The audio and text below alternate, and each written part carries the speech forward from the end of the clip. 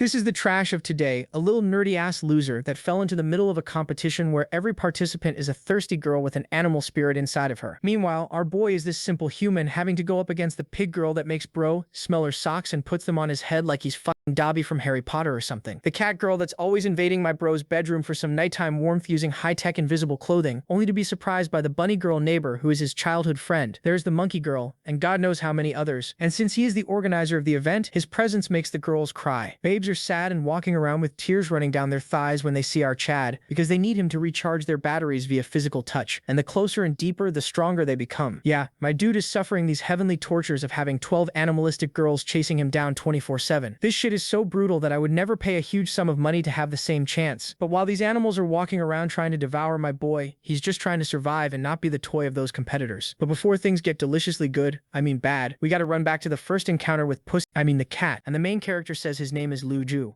Some loser reading a little cat book and saying he doesn't care about socializing. He doesn't like school, and he doesn't like this whole crowd yelling and begging for a pass. Since he's weak and painfully shy, he couldn't care less about sports. Because of that, he lives kind of isolated and has a hard time fitting in with the group. All he wanted was for people to be as harmless and calm as animals. He has no idea what's coming. Suddenly above him, there are 10 little toes wiggling. He looks up and sees a big foot. What is that? He instantly turns bright red. Then you realize she's wearing that famous invisible outfit. She looks down with a little giggle and moves closer while he tries to hide. She gets right in his face saying she's there to investigate, while he has no clue what she's talking about. She's basically saying she's imagining something. She's sure she saw something. He still doesn't get it, but then the door swings open and someone kicks it. He drops to all fours, twisted up, while the girl says she finally found him. And then you see the face of this other unhinged girl. He's swearing there was a girl in invisible clothes, but the other girl looks at him like he's lost it. It's obviously the rooftop and there's nobody there, unless she jumped off. He's stunned, because the place really did turn empty out of nowhere. Was he imagining things? But now the girl comes over, squishes his face, and says the damn liar is going to be punished.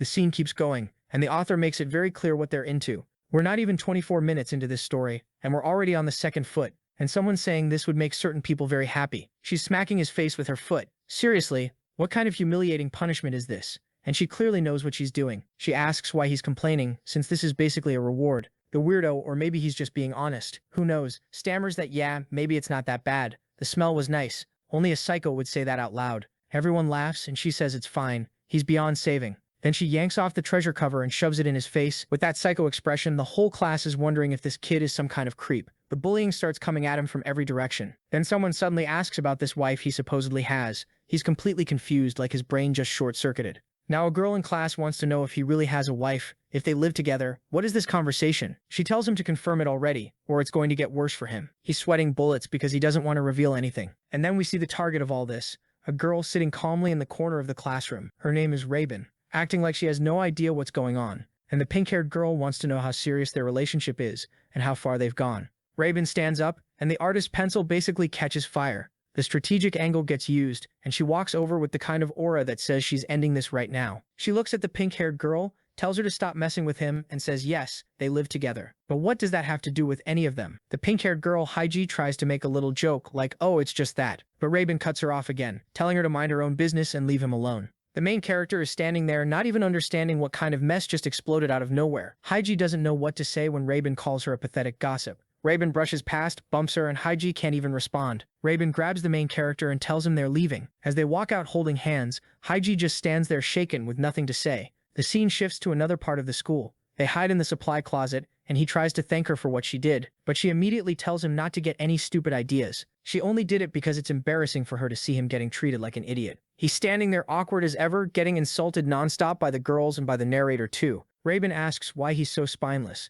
She's known him since they were kids, and she can't stand watching him be everyone's punching bag. She just keeps going. He's realizing it too. He grew up with her, but the distance between them feels huge. She's super social and pretty, and he's just some random loser, total trash. But while Raven is starting to tell him to stand up for himself, a little cat jumps in through the window straight at her. The cat lands right in her face. He moves to help. Then he trips, and suddenly she's on top of him. The focus lands on her little necklace. He looks at it and remembers the past, when he gave it to her. Back when she was basically a big-headed Funko Pop kid. She asks what he's thinking about, and he's stuck there saying he can't get out of this position. They're both blushing, and then the cat comes sprinting through, bites the necklace, rips it off, and leaps back to the window. It looks back with this smug little glance. Raven realizes the little demon stole her necklace. She yells, and he stands up asking what happened, what the problem is. He thought it was just a necklace he gave her, but he sees how crushed she is. He turns and says it's not going to end like this. The cat is running through the classroom, wrecking everything, and Hyjin hears something behind her. She turns and sees the cat zoom past with him chasing after it.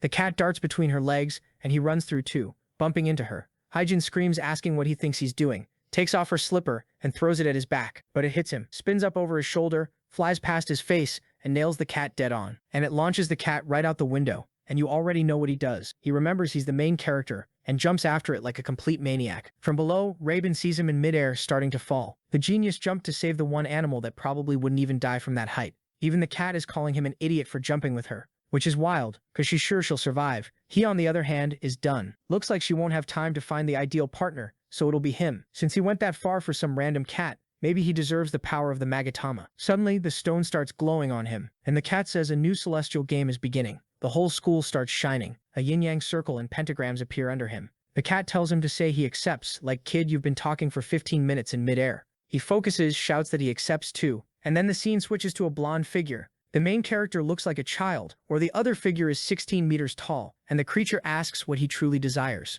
He's confused, trying to figure out what he's even supposed to say in a situation like that. He closes his eyes, but apparently he doesn't say anything, and the dream ends. He wakes up with this big-headed nurse asking if he's feeling okay. He panics, sits up, and accidentally headbutts her. They're both rubbing their foreheads, and she says she has no idea how, but he survived a free fall from the 4th floor. He's totally lost, while she's there like, wow, what a nurse. She demands he explain exactly how he doesn't have a single scratch. He, all awkward, says it must have been a miracle or something. She tells him to go to a real hospital and get tests done, because something has to be wrong with his body. He leaves the room, but there's also this thick-hipped figure watching him from far away. Still, he can't make sense of anything that happened today. When he finally gets home, guess who's sitting on his pillow? He freaks out, saying it's the same cat from before. She says she saved his life, so she owns this place now. He thinks about it for a second and says that kind of makes sense, but what he really wants to know is how there's a talking cat in his room. He starts banging his head, thinking he's gone crazy after the fall. The cat stretches out and tells him to stop playing dumb and just accept the job as judge already. Then she starts roasting him, makes this evil face and pounces on him. Meanwhile, we forgot she lives really close to him. Rabin is sitting there confused. He should have been home already. And then she hears a bunch of noise from his room and runs over to see what's happening. She flies up the stairs, gets to the door, starts knocking, no answer. So she pulls it open and walks in. And what she finds is him with the invisible outfit cat girl. Robin's jaw drops while he tries to process how huge this problem is. The cat girl lets out a random meow. Robin immediately screams so loud the whole neighborhood could hear it. He freezes while the cat girl is clearly enjoying the chaos. Robin runs out yelling to everyone that there's a woman in invisible clothes invading her friend's room. The cat looks at him and says her name is Nina, and he doesn't need to worry about anything. He's way more worried about the mess this is going to cause in Robin's head. Robin is screaming for her mom, saying it's a crime. He has no idea what to do. He's on the floor while she's pointing at him, demanding he explain everything happening in this house right now. The poor guy realizes there's not much he can do. Then Robin's mom shows up saying her daughter is losing it. There's clearly nobody there. She completely ignores it, gives a little goodbye, and leaves. As Robin leaves too, the cat girl attacks him from behind. Perfectly. He feels 2 little stings while she's meowing in his ear. Robin comes back to ask something again and sees him with his hand open and the cat girl on the floor. And instantly, she starts thinking something is seriously off. Before he has to explain again, he grabs some pillows, shoves the cat girl into the corner, and tells her to sleep. Watching her doze off, he can't believe that thing just destroyed his social life in 5 minutes. He collapses onto the bed. All he wanted was a little peace. He still has no idea what Nina was talking about, being a judge, some Zodiac tournament, all that. And then Nina says the competition from 3,000 years ago is going to happen again. He doesn't care, he just wants to sleep. She wants to explain, but seeing how exhausted he is, she just says she's counting on him. He finally passes out. Then we see a dream, a cultivating human in this paradise-like place. The person is petting animals, and even the cat is there too. A robed figure stands up, asking who will accompany them on this journey, and starts walking away. Oh, actually, it's not a man, it's a woman, saying there isn't room for everyone at the top, only 12 seats. And the way they decided who would get those powers was through a competition. So the main guy's in his room and suddenly jolts awake, totally startled. He looks to the side and sees, thank God, the cat is gone. Maybe all of that was just a dream. The good news, he's not that late for school. The bad news, at school, what's waiting for him is a sock to the face, and as he puts it, a nice stinky little foot. He gets up without thinking much and starts putting on his school uniform because yeah, the gross dude really doesn't shower. What he doesn't notice is that the little cat is clearly sitting there at the window. As soon as he finishes getting dressed, she jumps out of the house too and transforms. Like seriously, this thief broke into Raven's place and straight up stole her clothes. Back at school, the protagonist is slumped over his desk, begging to please not get kicked in the face again. But his sixth sense is going off. He remembers Haiji's little giggle and everything Raven told her. All of a sudden he flinches, stands up and takes off running to another classroom. And Raven isn't there. He starts thinking her disappearance is his fault. He goes to her house, knocks on the door, but her mom says she went to school. He's freaking out. She's not answering her phone, she's not at home. He's running all over the place and can't find her anywhere. And then while he's exhausted, guess who shows up acting all casual? Sweet Nina the cat. He jumps when he sees her and asks what's going on. And she explains the same thing she's already explained a bunch of times. The competition is happening, and now that she's in this world, she has to blend into society. He says she's not blending into anything with that ridiculous tail on her back. But more important than that, they need to find Raven fast. Then she tosses away her popsicle stick and goes, well, if the girl disappeared, maybe it's already started. He grabs her by the shoulder and asks what exactly started. And Nina, with that full-on little villain face, says the 12 Zodiac signs have come down to Earth. Right then, a pillar of light shoots up behind the protagonist. Nina grabs him and says talking time is over because the rituals have begun.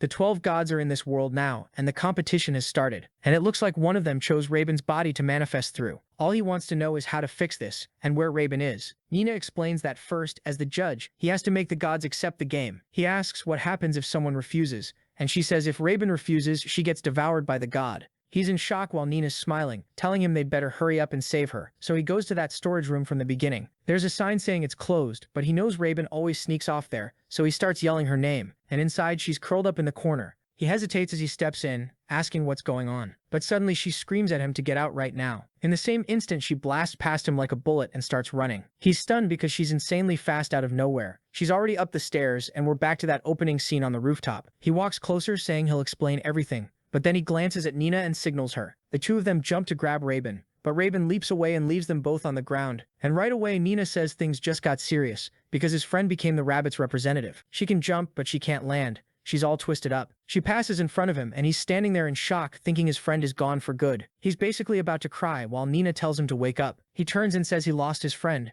but Nina grabs his arm and tells him to move. They both jump down, and this weird energy appears around Nina's hand and around them, and they land smoothly. Woojin still doesn't understand what's happening, and then he sees Raven is on top of them again, and she's got these ridiculous mosquito-looking ears. She starts flapping them and ends up floating. Nina warns him they need to catch her before the possession finishes, because if her eyes start glowing, that means things are getting bad. Nina cracks her neck like she's about to have fun, then launches at Raven, but the second she's about to touch her, Raven jumps and the two of them face off. It turns into a messy beatdown attempt, Nina trying everything, Raven dodging like it's nothing. Every time Nina gets close, Raven hops away and stays out of reach.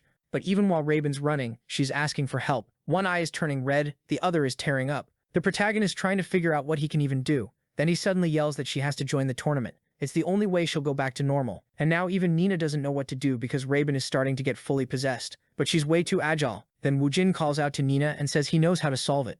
Nina's surprised by the idea he came up with while Raven keeps hopping all over the school. Nina keeps chasing, her nails glowing. She almost lands a hit, but Robin steps on what looks like Nina's arm and kicks off toward the wall. Now Robin looks like she's completely transformed. They end up on top of another building. Robin keeps running, glances to the side, and climbs even higher, but weirdly Nina looks like she's smiling. Meanwhile, the protagonist is sprinting up the stairs, and we see his plan was to corner her no matter what. The problem is he's useless physically and passes out from exhaustion until he remembers his friend crying. Then he grabs his glasses again, stands up, forces himself to keep going, and reaches the rooftop. The second he opens the door, guess who shows up at the perfect moment? His energy comes back instantly. He runs, and what is this? He moves like a volleyball player, ready to catch her as she falls. Perfect timing. He catches her, and she hits him with so much force. She sinks his foot into the concrete. How did he not crack a rib? He hugs her tight while she's screaming, her eyes glowing. From far away, Nina yells that Robin is already losing consciousness. If she doesn't enter the tournament right now, it's over for both of them. He remembers when it was just the two of them, like little figurines. He's holding on with his hand all torn up, and he yells that he promises he won't let anything happen to her. More flashbacks, Robin as a little kid hiding in fear and him always there wiping her tears. Back in the present, still hugging her, he shouts and confirms the rabbit's participation in the competition, and suddenly the pillar shoots up into the sky again, and it looks like she's back to normal. Robin goes limp and a little drop falls onto her head. A rabbit drop. Obviously, he has no idea what just happened. Nina just says the others arrived too. The moment she's been waiting for 3,000 years is finally here. He asks who she's talking about, and when he looks back, there are tons of pillars rising all over the city, like a Batman signal on every corner. He knows exactly what that means, a whole bunch of people for him to save. Back at his house, Robin wakes up all dazed. He asks if she's okay and leans in, trying to see if she's really back, but she immediately slaps him and tells the pervert to back off. She asks what he's doing there, and he says it's his house. Then Robin notices the girl in front of her. The cat is wearing her clothes. But that's not even the weirdest part, because she looks to the side and sees a rabbit head floating in the air. Nina says that's the rabbit spirit. Robin realizes it wasn't a dream, and whatever this is, it's connected to her. Nina welcomes her to the Zodiac tournament. Robin's still not really getting it, and the protagonist tells Nina to finally explain what this stupid tournament is. The floating rabbit head starts talking too, saying it looks like they found a bunch of people who don't know anything. Nina tries to speak, but the floating head bumps her and says yes, this is a fight for a seat in the heavens, a divine competition where he has to find the 12 entities using this necklace in less than 100 days. The protagonist asks why Robin was chosen. The rabbit says every god needs a human host to set foot on Earth. Basically, the humans are the ones who have to compete for their positions. That's how they take control of the body, and the little rabbit throws itself into the middle of the chaos. Right away, Robin transforms again, ears popping out. She panics and tries to rip that head off, but Nina tells her to calm down. When there are two souls in one body, they fight for space.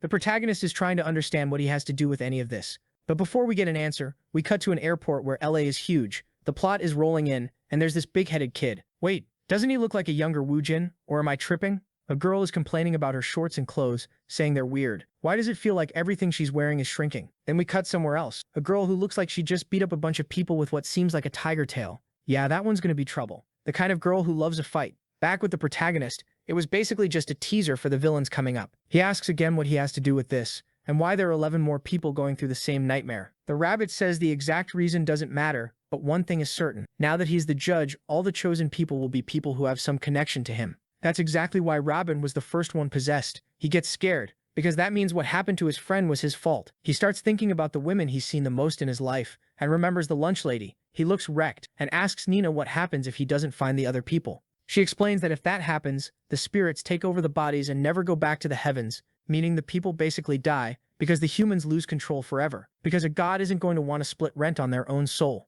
She grabs his cheek and leans in, saying he can count on her. Just keep her close and she'll help. He's standing there all stiff, not really understanding. The rabbit spirit warns him not to trust her because she's in the competition too, but Nina grabs it and tells it to shut up or she'll end it right now. Now Robin's suspicious and asks what the cat's role is. Nina says she has no role at all. The truth is, the most important person here is Woojin, since he's the judge, even if it looks like he doesn't remember anything. Suddenly, the rabbit spirit flies toward the protagonist, stops right in front of his chest and taps him. At the same time, Nina steps in, grabs his shirt and rips it open. On his chest is this insane yin-yang tribal mark. Robin peeks through her fingers, trying to understand why. The rabbit spirit tells him to look at the divine sticker album he has. He needs to find each of the people whose spirits are marked in there, and he has 100 days to do it, otherwise he'll die. So yeah, now things are really bad for him. He immediately demands an explanation, because nobody told him the judge dies in 100 days. Cut to the kitchen. Time passing. He puts his shirt back on and says, okay, now it's clear, they need to find the other hosts fast. But Robin still has doubts. She asks why this tournament got restarted if the 12 people were already chosen. Nina's expression changes, and the rabbit says it's because of one person's wish. Before the rabbit can explain, Nina suddenly grabs Robin from behind and squeezes her chest, saying that's enough. Meeting's over, it's time for her to get some clothes because she can't stand wearing Robin's stuff anymore.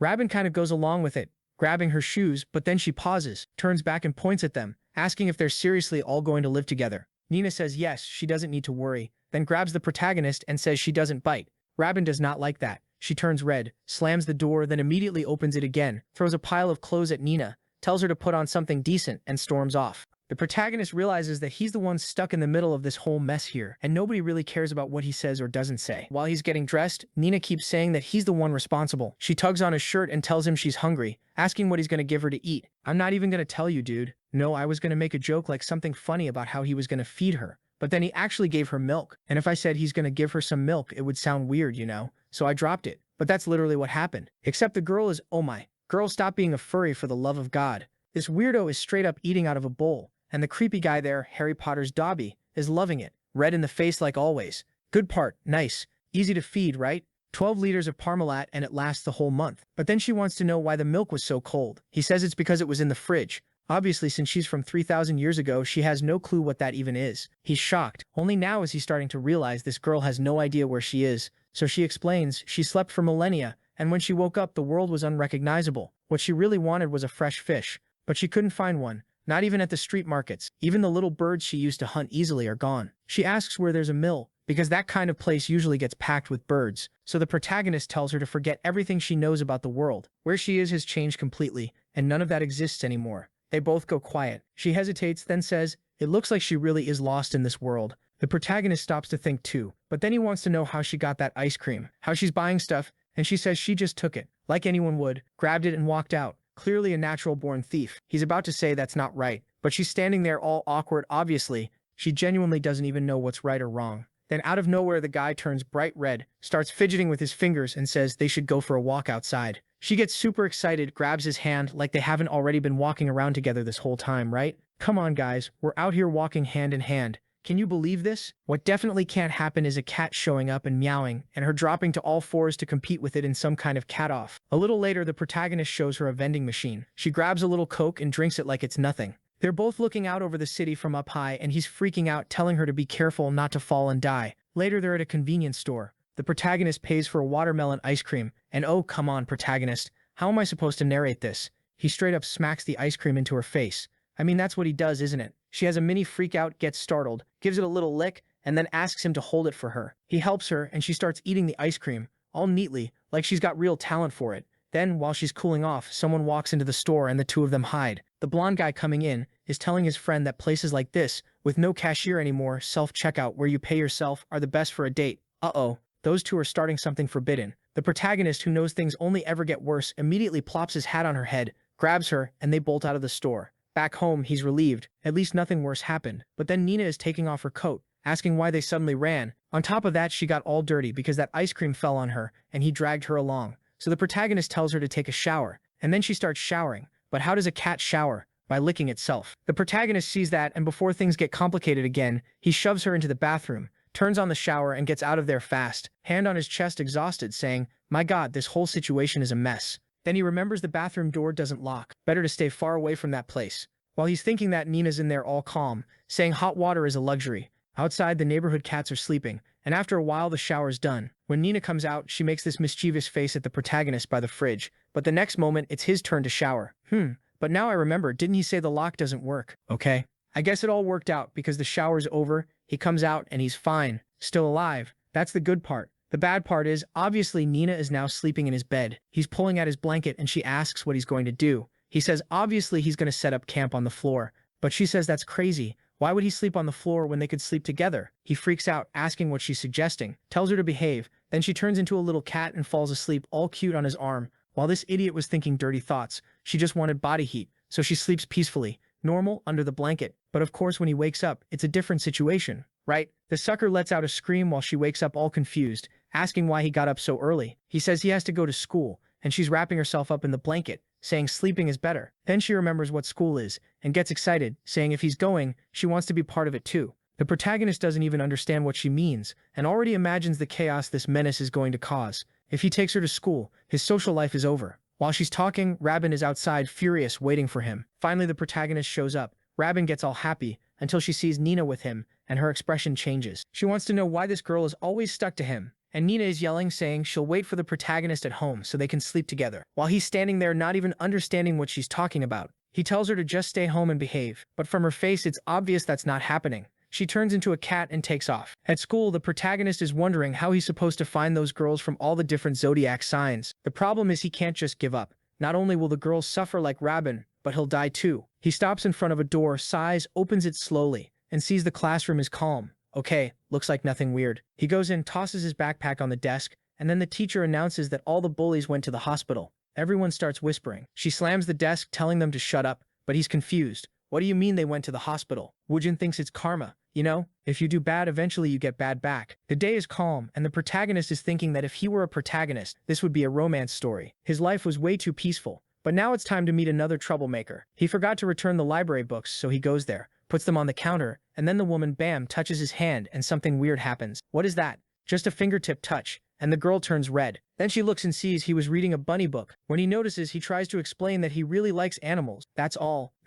But she goes, I know, uh-oh, and she reveals she's seen him tons of times in the biology section. The protagonist realizes she really did know, because he's always grabbing animal books. Maybe he should read something more intellectual to impress women. The girl looks like she wants to say something. She finds the books she's all read, and then she tells him to leave. There are more people in line yelling at him. The guy gets out of there fast while she just stays there with that intense look. But in the middle of the rush, bam, he bumps into Rabin. He apologizes, and then he sees it's her, and she immediately asks if the idiot forgot to look where he was going. He's all awkward. While she asks if he's seen anyone suspicious, any other Zodiac people, whatever. He's kind of saying he still doesn't have any leads, until she grabs his arm and says this is hopeless. She's going to have to help. It's just a touch, and the guy turns bright red. But also, come on, these wide-hip girls grabbing my boy all the time, it's rough. And she says she'll make sure he doesn't slack off on the job. Walking around the school, she says whoever awakened their abilities probably has major physical talent. So they're by the courts watching. And if I'm not mistaken, that one holding the basketball is the monkey, isn't she? Plus there's another one hydrating, showing off that artist talent. Then Robin notices there are a lot of weird people at school.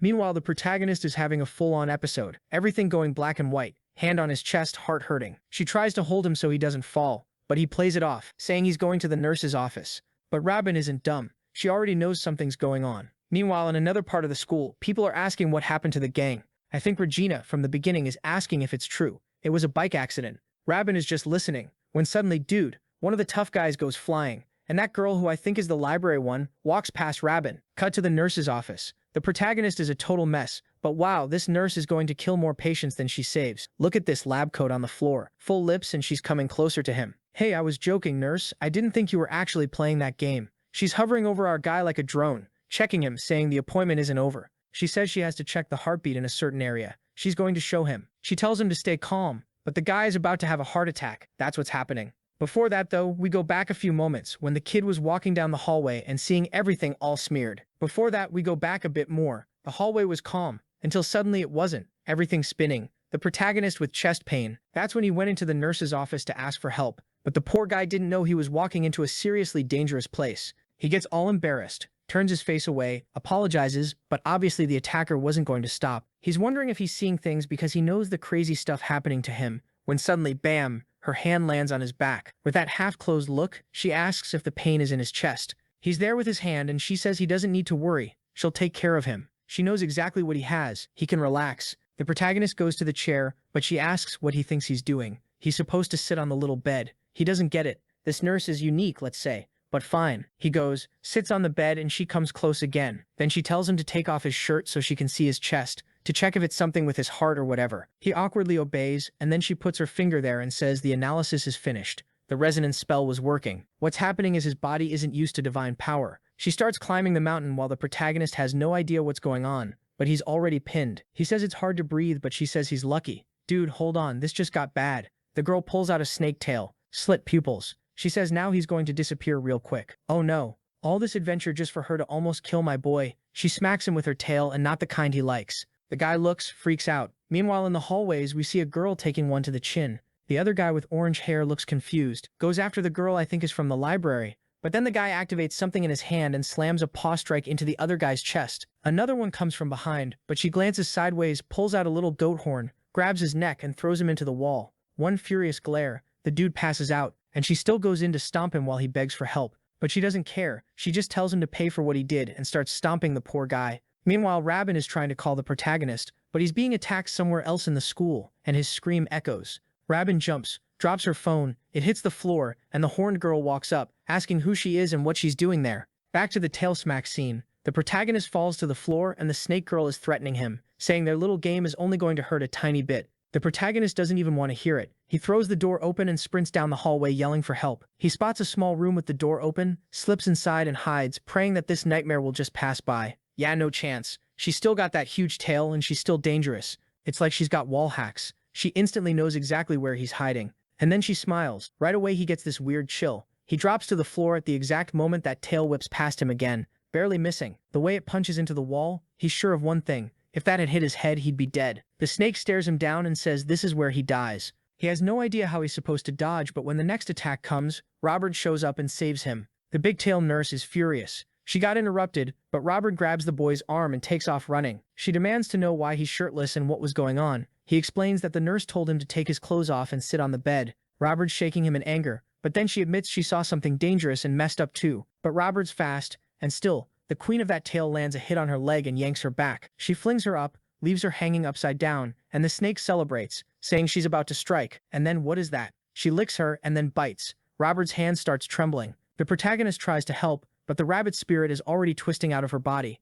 all warped. The nurse catches it midair and says he's gotten a little stronger, but he's still just a snack. She says goodbye to the rabbit competitor when someone smashes through the window and Damn comes flying in with a kick right into her mouth and blows the tail monster back. When the protagonist looks, it's her. Nina showed up to save the day. Full parkour mode, she spins in again and lands another heavy kick. The protagonist stares, and Nina says she finally found him. He's too confused, wondering where she even got that uniform. Meanwhile, Rabin is completely drained. She tries to get up, but she passes out for real. The protagonist starts to explain what happened, but then the teacher is getting back up, and now that he's noticing she looks kind of pregnant, Nina explains the cursed snake absorbed the rabbit's power, but she tells him not to worry, she'll handle it. She snaps her fingers and charges in, and the protagonist thinks maybe they still have a chance. He's seen videos online, cats have way better reaction time than snakes. Yeah, before he can even finish that thought, Nina gets launched backward and slams into the ground. Now it makes sense. The teacher looks bigger because her skirts stretch to hide that massive tail. She says nobody's leaving alive. Nina immediately tells the protagonist to carry the rabbit and get out. He throws Rabin over his shoulder and bolts. Somehow the snake isn't following. While running, he demands Nina explain what's going on. She says it's divine power.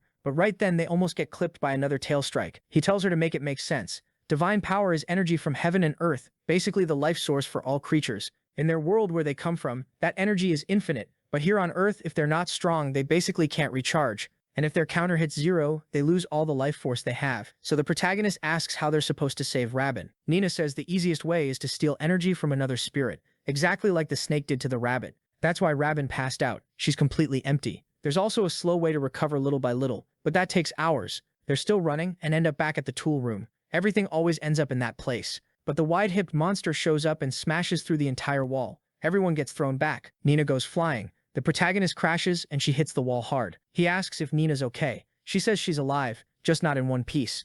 The giant snake moves closer, and Nina tells him to run while she distracts it. Then she adds that the snake's plan is probably to devour Wu Jin because he's the judge. As judge, he has a ton of divine energy, and the snake would become a supreme creature fast. The protagonist says if he has energy, he'll give it to them, until Nina explains that if he does that, he dies instantly. He realizes he's basically useless, while Nina steps forward alone, saying if he gets caught, the whole tournament ends right there. She goes in solo, dodges the tail, tries to slash, but the scales don't even scratch. The protagonist uses that moment to scoop Rabin into his arms and run. He leaves Nina behind, taking the hit for them. Nina thinks she's fine until a tail strike comes from behind, but her feline instincts kick in, and she dodges again. Then the tail twists like it's going to catch her no matter what. And then, yeah, that scene that would be banned in like 78 countries. What is this, artist? You can't be doing that. How am I supposed to describe this? The snake coils around the girl and squeezes hard, and Nina bites her. The snake laughs, saying she's acting like the rats she hunts. She tells her to stop biting and squeezes even tighter, saying she's going to break her bones. And now it's time to feed on that energy. Another bite to the neck while the protagonist flinches, and suddenly the snake throws Nina right at him. The snake is having the time of her life, licking her lips, saying she's overflowing with divine energy. Nina, in the protagonist's arms, demands to know why he didn't run when she created an opening. He really is an idiot. Then he looks down and sees it. Both the rabbit girl and the cat girl are passed out. The snake is glowing with green light. The boy is wrecked, realizing nothing is working because he's weak. And then an explosion of light fills the gym. When the smoke clears, the women are gone. Only the giant snake is left. From far away, you can see the creature's silhouette, laughing, telling him not to be so sad. He's going to be complete too, peacefully swallowed whole. She lunges to bite him and he's just drowning in despair. He gives up. Then out of nowhere, he apologizes and nothing happens. And then the boy starts glowing. A pillar of light shoots up, light spilling everywhere, the whole city lighting up. His arm is stretched out and the snake just freezes, confused. What is this? The protagonist just started a full Giga Chad transformation or what? He throws up a yin-yang defense, and of course chapter ends, and we jump to the next one. Right as the snake attacks, he hesitates. Everything shines, and he forms a barrier like he's got insane swagger. The snake starts trembling, and even Nina is bugging out, trying to figure out what kind of power that is. The protagonist stands there with his arm extended, and the snake can't do anything. He tells her to go back where she came from, and suddenly another pillar of light rises, and that symbol on his chest appears over the entire school. Then the scene changes. He opens his eyes and sees a little butterfly, a moon. He's in the middle of an abandoned forest, wondering if he's dreaming. He hears footsteps behind him, turns, and sees a woman who looks like an older Nina. He tries to talk to her, but she walks right through him. Completely confused, he follows. She crouches in a bush and watches a family enjoying life from far away. Here comes the drama. You thought this story was only going to be about thick thighs? It's yin-yang. Sometimes it's thighs, sometimes it's tragedy. Obviously, she was supposed to have a family. Someone notices her hiding in the brush and calls out, and she runs. The man chases her, grabs her arm, and she starts crying, asking why all of this is happening. The protagonist doesn't really get it. Maybe he's crying too because he doesn't have a family either. After all that aura formation, the protagonist wakes up crying in a bed, Rabin on one side and the nurse on the other. What? He sits up fast because the other one is wearing that famous invisible outfit. He's breathing hard, and when he looks over, the cat girl is stretching the snake, twisting her up, squeezing her. Yeah, that's what's happening. He asks what happened, why the nurse who tried to kill him is now sleeping peacefully. He still remembers that 10 minutes ago she was a giant snake. Nina explains it was a kind of possession, berserker mode. The spirit inside her body took full control and the human fell asleep. Basically, the real nurse at that moment was just an object inside the creature. But a spirit always carries the dark desires of the person hosting it. The protagonist is confused. Wait, so being a giant snake was the nurse's desire? Nina says they'll never know. The only thing she's sure of is that the woman's soul was too weak to handle the snake's ego. Nina's furious, saying that monster almost ruined the entire event, so the protagonist asks how they solved it. Nina remembers the boy with the white hair, looking ridiculously cool. Even the snake spirit wants to know what kind of cheat that was. Sorry, warrior, that was main character privilege. Nina tells the protagonist he resolved it using a power he shouldn't even know how to use yet, but it's connected to the judge's power. While spinning the little snake around, she says that to keep the rules of the game, the judge sometimes gets certain abilities. Now the protagonist is even more confused, so he really does have something special. While the snake suffers, he says he's at least relieved everyone's safe. Nina asks what he means. Safe? Doesn't he see the situation? He panics and asks what else happened. She says one of them had her power completely drained and the other almost lost her body to a divinity. Worst case, neither of them might wake up. Then the little snake apologizes, saying she arrived on Earth recently and got way too excited and ended up attacking innocent people. The protagonist still doesn't get it, and the snake explains that for gods, divine power is basically a drug like crack. Once they start consuming it, they get addicted. Woojin asks how they're supposed to fix this.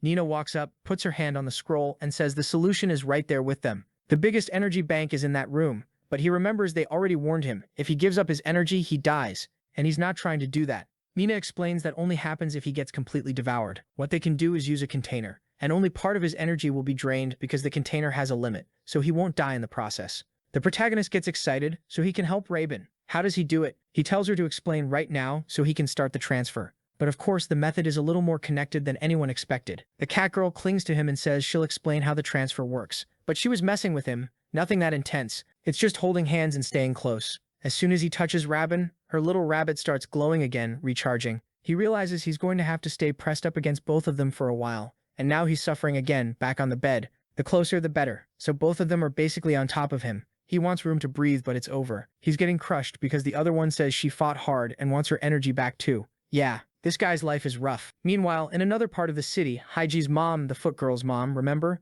The one who put the sock on his face at the beginning, is banging on her door telling her to come out. Haiji is inside eating donuts, getting messages from people asking if she's really sick. She just keeps eating, smiling with pure spite, saying she's screwed. How is she supposed to go to school like this? She got the pig spirit and got chubby. Then the scene switches back to the school where everything happened. A human with black and white hair is staring at all the destruction. He puts his hands together, creates an explosion in the sky. Lightning, clouds. Is he rebuilding everything? Hard to tell. It'd be depressing if he's one of the 12 Zodiac spirits. I thought it was 12 women. Don't start trolling me, artist. Back with the protagonist, he's under all three of them, exhausted, because while everyone's draining his energy, he's getting weaker. But in his little pixel heart, it feels like he can see how much energy Rabin still needs to recover. He also remembers the fight and how useless he was. He really needs to prepare better. He tries to get up, but they're all stuck to him, lazily draining his energy. They're spinning around up there, getting way too close. Hey, what's going on? What is happening here? And when that lightning from the guy at school strikes, Rabin wakes up and sees the other girl with her mouth right up on the boy's face. She lets out a scream and jumps up, demanding to know what's going on.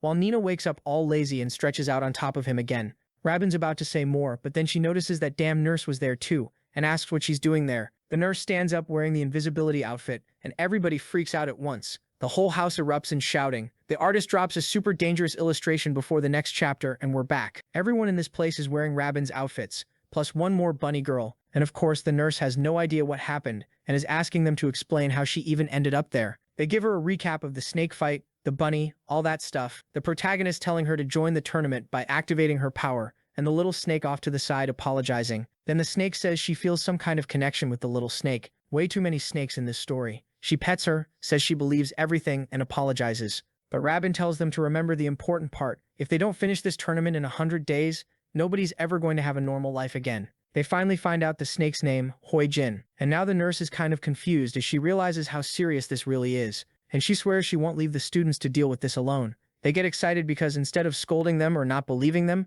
She says she's going to support them. But then she steps closer and opens the protagonist's shirt to look at the glowing thing in the middle of his chest. And on the marking, you can already see it now says Snake and Rabbit. She's curious, running her fingers over it, saying that's where the details are going to show up. She apologizes for being nosy, and the tomato head, red as always, says it's fine. Suddenly she panics, saying she's late for school, but he reminds her it's Saturday, and she flops onto the bed, relieved. Now she's thinking, wondering if everyone at school is really possessed. Nina stretches and says it'd be better if the enemies just showed up on their own. That's when Rabin says she remembers something from yesterday. The protagonist asks what, and she says she doesn't know all the details, but there was a girl with little horns choking some guy. Looks like she's the one who's been taking out the delinquents. Nina says that once again it's going to be someone with a nasty temper, and the fact she's been wiping out those delinquents makes it pretty clear the host has some dark urges. She steps toward Rabin and asks if she saw the person's face, and Rabin pushes her back, telling her not to get so close. Rabin only says it looked like the person had square glasses. Then the scene switches to a rainy place, and there she is, square glasses, a mask, and who knows what she's doing. She was putting cardboard on the ground when suddenly the chubby girl walked in. Oh, it's the girl who's been eating everything, right? Trying to survive now that she's starving, while some kid is wiping down shelves, and she's furious, because ever since she got chubby like this, the more she eats, the hungrier she gets. Everything looks irresistible. She throws a pile of food down to pay, and the cashier is just staring. The chubby girl snaps at her to stop looking at her, and hurry up and ring everything up because she's taking it to eat. She's already paid like 200,000. Swipes her card, yanks the bag, knocks stuff over on the way out, umbrellas end up on the floor, and she leaves. Square Glasses is just watching, then slams the table in anger. She stares straight at us like, found you. Back with the protagonist, he's thinking Square Glasses, trying to remember someone who looks like Diabolus and wears something like that. The two girls are almost arguing, and the tall nurse steps between them and tells them to calm down. Then Rabin says she hasn't showered since yesterday. Yeah, she's gross. She grabs her phone, which is vibrating, and sees she missed 43 calls from her mom. She instantly knows she's about to get the legendary scolding. Meanwhile, Nina is just watching. Her mom asks where she is and what she's doing. Rabin lies and says she's at the protagonist's house, nothing serious, and her mom just tells her not to do so much so early. Rabin yells so everyone can hear that it's not like that. But a little later, the teacher and the whole group are leaving. Our boy waves goodbye to his harem after an intense night with 4 girls in his room. As always, Nina keeps bothering him, shaking him, saying she's hungry. She wants this, she wants that. Rabin watches it all and bam, she shuts the door. Out in the hallway, she's confused, wondering if she's jealous. And then she remembers waking up and seeing those mouths way too close. She's so mad she can't even explain it. Like, is she basically in love? She doesn't finish the thought. And that cat inside knows exactly what Rabin is feeling. She's doing it on purpose. This Zodiac girl is competing in everything. Before the protagonist can even notice, Nina grabs him again and tells him to make something for them to eat. Bad news, the pantry is empty. He has to go to the corner store. He asks if she wants to come, but she's on the couch acting dramatic, saying she's tired. She hates rain, so she'd rather stay there. The protagonist scratches his head and says fine, she should stay home and behave. He's going to the store in this downpour. So off to the store in the flood. The city is soaked, and he can feel the rain is way heavier than he expected. Then, no joke, there's this huge creature coming toward him. A hard bump, umbrella flying up, groceries all over the ground. The girl immediately crouches down and starts picking everything up. What was that? She bolted and ran again. It sounded like she yelled a quick sorry without meaning to. The protagonist noticed it sounded like Hygiene's voice, but the body was completely different. He recognizes those feet, and they're super swollen. And the kid's got a million IQ too. Since he remembers the snake changed appearance and Rabin changed too, maybe if she was one of the people who got a Zodiac, she changed as well. He takes off running after her. But what he doesn't know is there's someone in a wet shirt watching too. Square Glasses, the real one. Ji-yoon, who the protagonist is probably already guessing is the sheep girl based on what Rabin said. The girl Rabin warned was beating up all the delinquents at school. Right away, the protagonist remembers. Square Glasses. That's what Rabin said. It has to be her. Meanwhile, the little piggy is sprinting like crazy with her snacks. She's panicking. Looks back, wondering who's following her. She feels it, but doesn't see anyone. So she runs again. Then something steps. She hears footsteps, turns again, and still sees nothing. She screams for the creep to stop following her. Who was this jerk who wouldn't stop bothering her? Right behind her since the store. And then the footsteps in the rain keep coming. It's her, the wet shirt girl. She shows up already transformed, saying she finally found the queen of bullies. Right. Haim used to be a bully, and now this girl wants to beat her up. But Piggy's big and still fast, keeps running. The problem is, I don't know if she can outrun the sheep, who's walking calmly like she's sure she'll catch her. So many nutrients. Jumps into an elevator in desperation, sees her in the reflection of her eyes. Turns door closes at the last second. She's trying to catch her breath, but then she feels something behind her and falls forward in fear. She begs them not to kill her, to stay away, crying, eyes squeezed shut. But who is it? It's the protagonist, holding out his hand. Come on, Piggy, let me help. And look at the little sheep drawing the artist throws at us. In the story, she's not that strong. Next chapter, in the scene, The protagonist helps her up and asks if she's really Hyhameuge. The artist went hard there, the protagonist suffering. Here, I'll help you. But she hides her face and says no, it's not her. He says it doesn't make sense to keep hiding, but she yanks her arm away and runs again. She starts typing like crazy, hits the door button. The protagonist rushes in and reaches out. She slams the door on his arm and starts punching his hand. That's brutal. He tells her to stop, shocked by how strong she is. She's cursing him out, calling him every name, telling him to give up, that he's a loser, all that. But the protagonist, being the good guy, says he only followed her because he was worried. He heard someone's been hunting the tough guys at school, and when they bumped into each other in that alley and everything fell, he noticed someone was following her. At first he didn't realize it was Hyhame because she's huge, but then he figured it out. She tells him to shut up, she's not huge. While he's being dramatic about how much his arm hurts, he tells her to stop, then he pulls the handle himself. She loses her strength and falls on top of him, nearly kills him. But when they hit the floor, she's completely exposed, apologizing with the ears out. Now he's more sure than ever it's her, and she starts crying, hitting the floor, saying she doesn't know what she's going to do. Overnight, she got chubby out of nowhere. Since a certain day, a light appeared in the sky, and then she started getting insanely hungry. Some mystical thing. The kind of excuse every chubby person dreams of having. I was walking around and lightning hit me and I got fat. But then the elevator starts going down, meaning someone wants to come up, and she yanks him inside, closes the door, locks the handle. And the protagonist remembers, just like that little snake was insanely dangerous, there could be other people who got powers too, and they might not be nice about it. So he asks Hyhameuge if she got any power besides getting huge. She puts a hand on her belly and says the only thing that changed is she can eat enough for like 3 people. She clings to him, asking why he's so calm, while the protagonist realizes Hyhameuge hasn't noticed the power she got. The plan basically would be to get her into the tournament fast so she can awaken like Rabin did. Then finally, she'd be able to use those powers. But at the same time, he's thinking about Jihin and how much she changed. She used to be a calm girl, and now she's all dark. He needs to find out if that's really Jihin or if she's being possessed by her spirit.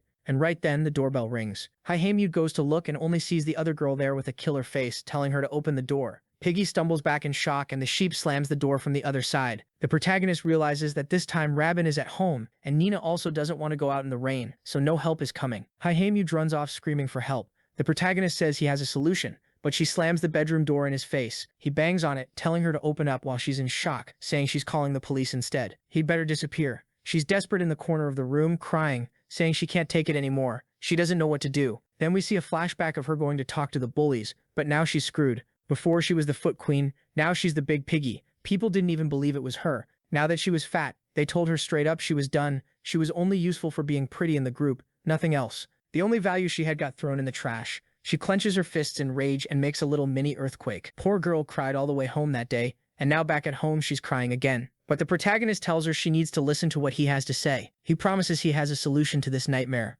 The room goes quiet for a second, and it sounds like she's about to open the handle. But then she asks the obvious, why is he trying to help someone who treated him like garbage? What's that about? She put her foot in his face. He liked it. Sock on his head. Weirdly, he loved it. And now she's feeling awful for all the cruel stuff she did to him. Thinking about what she's done, she suddenly takes off her hoodie and opens the door, asking if he still considered her a friend. The protagonist doesn't really answer, while she says all the friends she had either didn't recognize her or the ones who did just abandoned her. Yeah.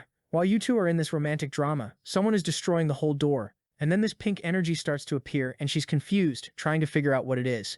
Out of nowhere, the main guy says it's hard to find someone that pretty with pink hair. Oh, so you're here to flirt, huh? You think your bed can handle all that? Then he says he might have figured out who she is by her smell. Yeah, that made it worse. She straight up decks him in the stomach. But while they're messing around, the little goat girl is out there smashing the door, about to wreck everything. The footsteps in the hallway suddenly go quiet because she pulls this Michael Jackson moonwalk move, gets ready and powers up those huge horns. At the same time, the main guy's like, wait, what is this? It's stuck to the ceiling. He hears Hai-Jin getting closer. A circle appears over the two of them, and he yells that the little pig is joining the tournament. The other girl's just standing there, not really getting why he's calling her a pig. Then, all of a sudden, the room lights up, and a spirit comes out of her body. Literally a cute little pig. And it even compliments the main guy, saying he really is an elite judge. Hai-Jin, though, is freaked out by this weird pig that just came out of her. Then, when it goes back into her body, there's another flash.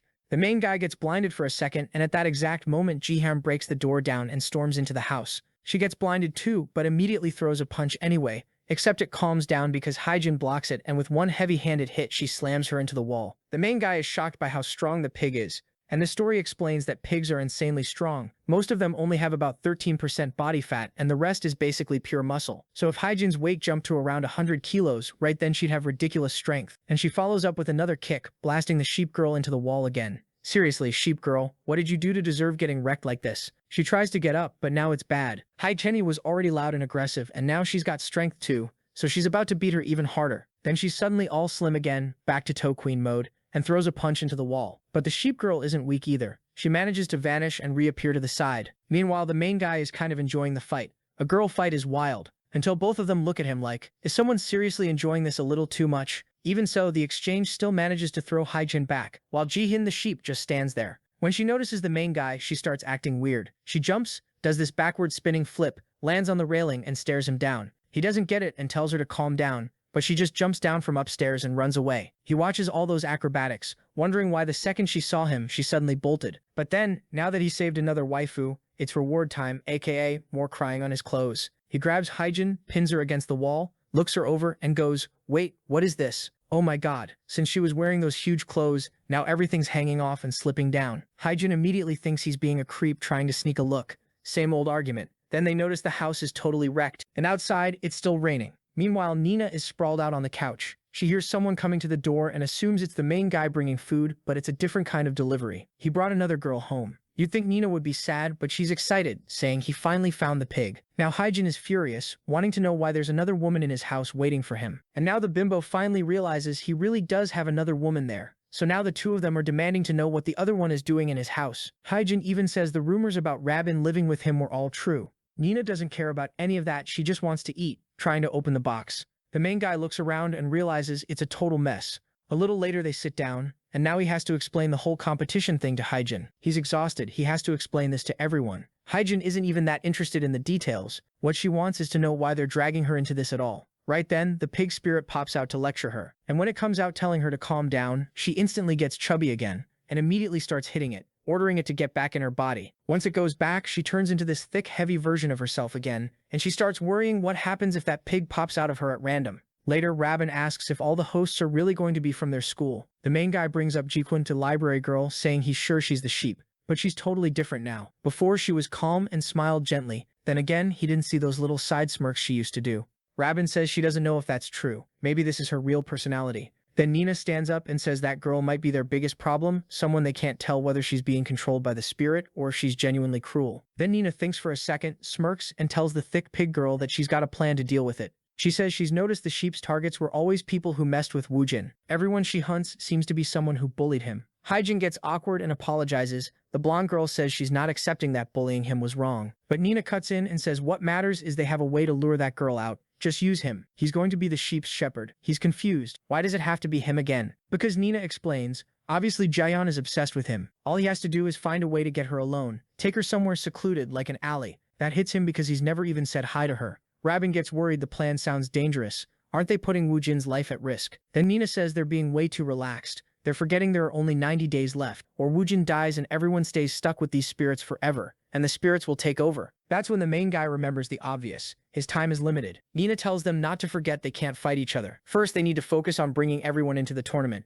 A second of silence. Then Hyjin raises her hand and says she'll join because she wants payback on that damn sheep. And she's also furious that she keeps randomly getting fat. Then the topic changes when she realizes her parents are calling, and she gets chewed out. They're complaining they got home and everything's destroyed, so she jumps up and runs off to explain. Rabin points out something weird. They still haven't been caught by any authorities. Like when that snake showed up, if any camera had captured that, the military would already be involved. But while they're having this serious discussion, Nina is rolling around on the floor, not caring. Hyjin is still arguing on the phone, and the funny part is that since she's a troublemaker, she starts yelling that she's not coming home today. She's sleeping at a friend's place. Bye. Then she turns to the main guy, calls him a loser, and asks if there's room in his bed. Rabin tells her to stop acting so bold in her house, while the main guy tells everyone to calm down. Nina just wants to eat. Then Rabin's mom opens the door and sees everyone together, and they all say hi. Luckily, nothing looked too suspicious, so she just serves the food, and Nina goes to eat her cat food. Her mom says they need to give her a heads up when they're bringing that many friends over. She apologizes and says that's all she could make. Hyjin says it's fine, while Rabin jokes they're going to need a lot to feed the pig. Hyjin doesn't even care about the insult. She just starts eating and says sorry. But to mess with Rabin, since her mom is right there, she says Rabin is always glued to Woojin every day, acting all sweet. Rabin turns red. The main guy doesn't want to deal with it, and after a while the plates are clean. Rabin is impressed. She eats a little and gets kind of chubby, while Hyjin ate everything and is still skinny. When her parents called, they said she'd have to sleep at her aunt and uncle's place, and now Rabin asks if she really has to go. Hyjin says yeah, that's what they said, but she really doesn't want to. The idea of being compared to her cousins all day is awful. Robin tells her to call a friend somewhere she can stay, but Hyejin says she doesn't have any friend like that, like her and Woojin, who can share a room every day. Someone off to the side says she can stay the night there. Hyejin says she doesn't want to sleep in Woojin's room, until Robin says she can sleep in her room. Like, one minute she's asking to share his bed, the next she doesn't want to. It's confusing. But she gets emotional that Robin is willing to share her room. The main guy picks up Nina and takes her somewhere. Meanwhile, the other two go brush their teeth in the bathroom. Robin sees Hyejin just standing there like an idiot and offers her a toothbrush. In the bedroom, Hyejin starts laying a blanket on the floor, but Robin tells her to come to the bed. Hyejin gets shy about it, but night falls and there she is. Suddenly Hyejin sits up and blurts out that damn loser sleeps with that cat girl every night. Robin says yes, so what? Even if she looks human, she has a cat's soul. Hyejin says guys don't care about stuff like that. Robin says she doesn't either. She doesn't care what they do, just let her sleep. Hyejin is confused. She says she thought Robin liked him, but Robin tells her to shut up already, to stop acting like everything is normal, because a lot happened. She must be scared too, just like Robin was. Hyejin finally calms down and out of nowhere starts gently rubbing Robin's back, saying she thought that, Robin turns red too, and Hyejin says she thought Robin was just an annoying class rep. So the night passes, morning comes, and the pig girl is sprawled out everywhere. The main guy comes in, waking them up. I didn't know they literally lived in the same house. I thought they just lived nearby. But he can actually access her room? Hyejin freaks out, wakes up screaming, and a little later she asks why Robin got up so early. Robin says it's because that damn pig had her foot in Robin's face all night. Then Hyejin gets a call from her mom and has to go home. The main guy says, well, at least the house is cleaned up now so she can go back. What she wants to know is why they have to hold hands. He says it's to recharge their divine powers so they don't run out of energy. Nina says if they'd slept cuddling, they wouldn't have to do this. Then yeah, someone filed a police report, so they're going to have to go explain what happened. Not they though. Hyejin, she storms off furious while Nina says it's better if she comes back at night to recharge. But when the two of them turn to leave, Hyejin calls the main guy loser. Bright red, she thanks him for saving her. She mumbles it so quietly he can't hear, and when he asks, she says she's not repeating it and runs off. The main guy, being clueless as always, doesn't get it. Next scene, I think they're getting to school, and now he's literally carrying Nina in his arms, and the 12-girl harem keeps forming. Because now Robin remembers what the pig girl said, that she likes the loser. When they get to school, they're confused. The gym that got completely destroyed in the fight with the snake woman is totally intact. Nina immediately says she thinks she knows what happened, but first they should talk to the teacher. The main guy though is wondering when G1, the sheep, is going to show up. And yeah, while he's walking along, she's watching him from the side, full of rage. Next chapter, it's her walking into the classroom and sitting down. And yeah, he's got her cornered now. Watching her crouch down, he says she's the same as always. Exactly the girl he knew. Then we see a few hours earlier, everyone gathered in the snake woman's room, Hoijin, to talk about how that sheep had the nerve to come to school like nothing happened. Robert asks what they're going to do. Are they doing that plan, the operation, where they use Woojin? Nina says she guarantees it. Meanwhile, he's still unsure, saying maybe it'd be better to talk to her first and understand what's going on. Everyone's shocked because obviously that could have gone wrong and it was insanely risky. And Hyejin asks why he's going that far for this girl. Just capture her and be done with it. The protagonist stops to think, since she came to school like normal, maybe there's some kind of trigger, something that makes her power lose control. Nina comes up behind him and says he's frustrating, but fine, since he wants to do it and he's the great judge, go handle it. She basically shoves him out and tells him to make a decision. He can't stop thinking it's weird that she'd come to school after causing so much trouble. He needed to understand why and make sure she doesn't lose control again. Maybe they could solve everything with a conversation, which would be way better than some plan that puts her at risk. Back to the moment he called out to her and she just stood there, kind of confused about why he was there. Then he realizes his talent for suddenly talking to a girl like this is literally zero. She sits down, asks if he's there to return a book, and he says no, it's about what happened over the weekend. She plays dumb, blushes a little, and goes, weekend, like she has no idea. He slams the desk and says he was there too, and he remembers. She went to Haiji's house, but then he finds it weird because she backed off saying he was getting too close. He apologizes and steps back, and then she awkwardly admits she's never talked to a boy from that close before. He notices she's strangely shy. Whatever condition she had before, it's clearly not the same now. Maybe he can push her into joining the competition, if he approaches it from that top-down angle. So he closes his eyes and asks to be excused while he moves in with both hands. But he bumps into this bunny-themed book. She sees it and stands up to grab it, but he's already reaching too, and the timing lines up perfectly. She was already struggling just with him being nearby. So imagine being that close. He's like a Naruto clone charging up a Rasengan, just cradling the spheres. And the worst part is, he's apologizing all freaked out while she's saying it's fine, but if he could maybe take his hands away and stop whatever ritual he's doing, that'd be great. He panics, yanks his arms back, and everyone's gathered around talking about how there's a pervert nearby. He tells them they can argue about it later. He's thinking his attempt was a total failure. And look at this artist drawing the little pig girl like some tiny demon. Come on. And speaking of that, right then back in the classroom, Hyejin shows up. The fake friends who don't actually care, drawn in black and white, are all like, "We missed you, you were gone so long." She just makes excuses, saying she was kind of sick. But then the protagonist comes running, calls her over and says he's got a problem. He failed to talk to Jin Hanyo, and then all of Hyejin's friends are like, why is he talking to her like that? Why do they suddenly look weirdly close? Wasn't she the one who used to bully him? He tries to explain, but suddenly she grabs his head, calls him Jin Hunch, slams him into the wall. He asks what her problem is, and she tells him to hurry up and say what he came to say. I thought she was about to bully him, but he explains that he tried talking to Jin Han and it didn't work. She grabs his arm and tells him to be proud of himself. At least he tried. This is a good start.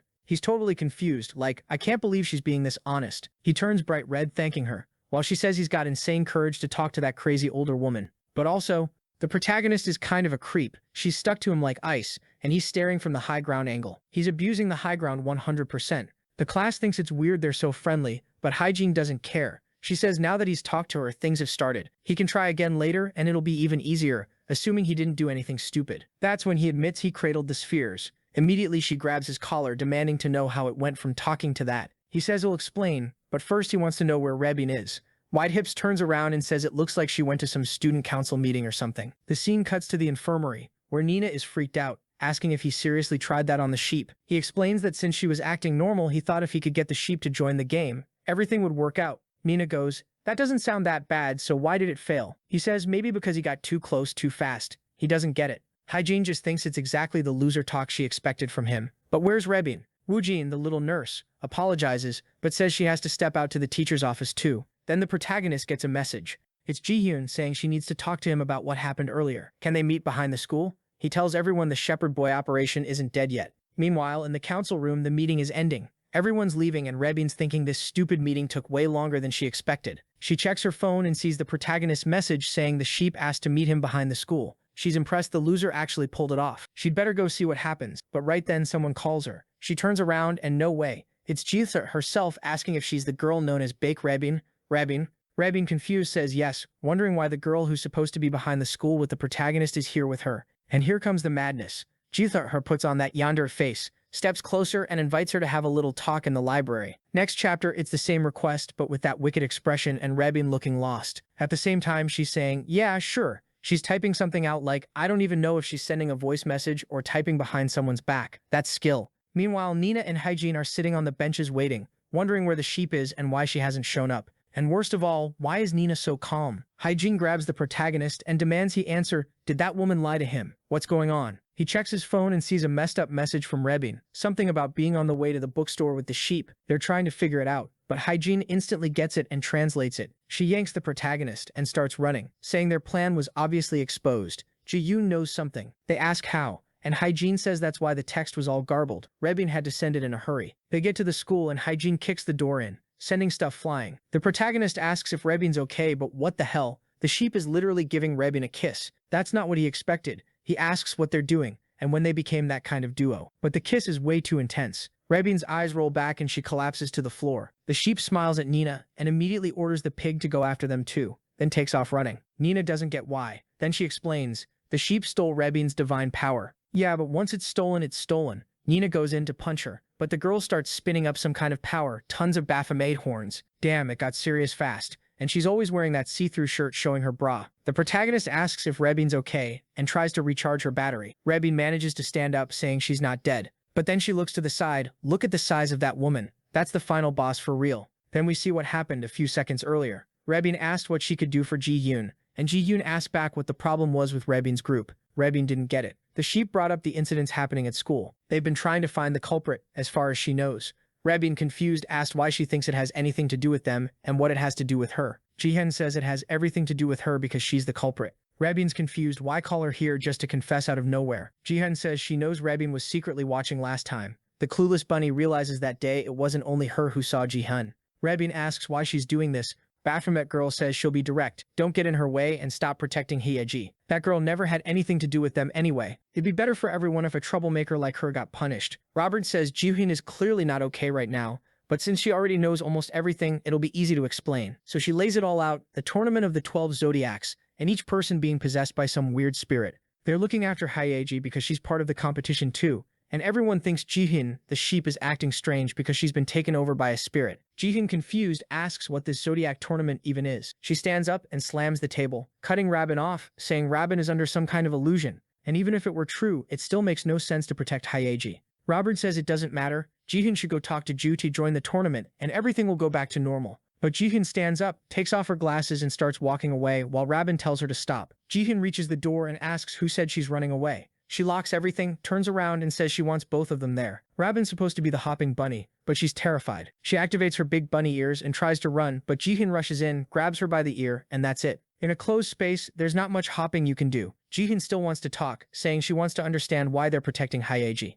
Robin tries to explain that even if she doesn't think what Hyeji did before was good, and hitting the boy was wrong, there are other ways to deal with it. But Jihin won't accept it, saying it's ridiculous for Robin to say that after seeing Woojin suffering right next to her. Robin doesn't get why she's bringing up Woojin now, but yells that even he wouldn't want things handled like this. Too late. The sheep doesn't like that and throws her onto the table, asking if Robin really thinks she knows Woojin that well. They might live in the same house and be close physically and emotionally, but Jihin understands what he wants better. An artist, do you want me to focus on the fight? Stop drawing those curves like that. Then the sheep leans in by Robin's ear and asks what Robin thinks about Woojin. Doesn't she have any feelings for him? We get this weird image of Robin screaming from that angle with her ears being pulled, saying she and him are just friends, nothing more childhood friends. Jihin yanks harder, throws her into the wall and says that's a relief, because she likes Woojin. Actually, she loves him. Yandere, huh? Some people are into that. Now Robin starts to understand why the bullies were really getting beaten up. Jihin says she'll offer Robin something, since Robin doesn't like Woojin. She whispers in her ear, telling her that if she accepts the deal, she'll join the Zodiac without complaining.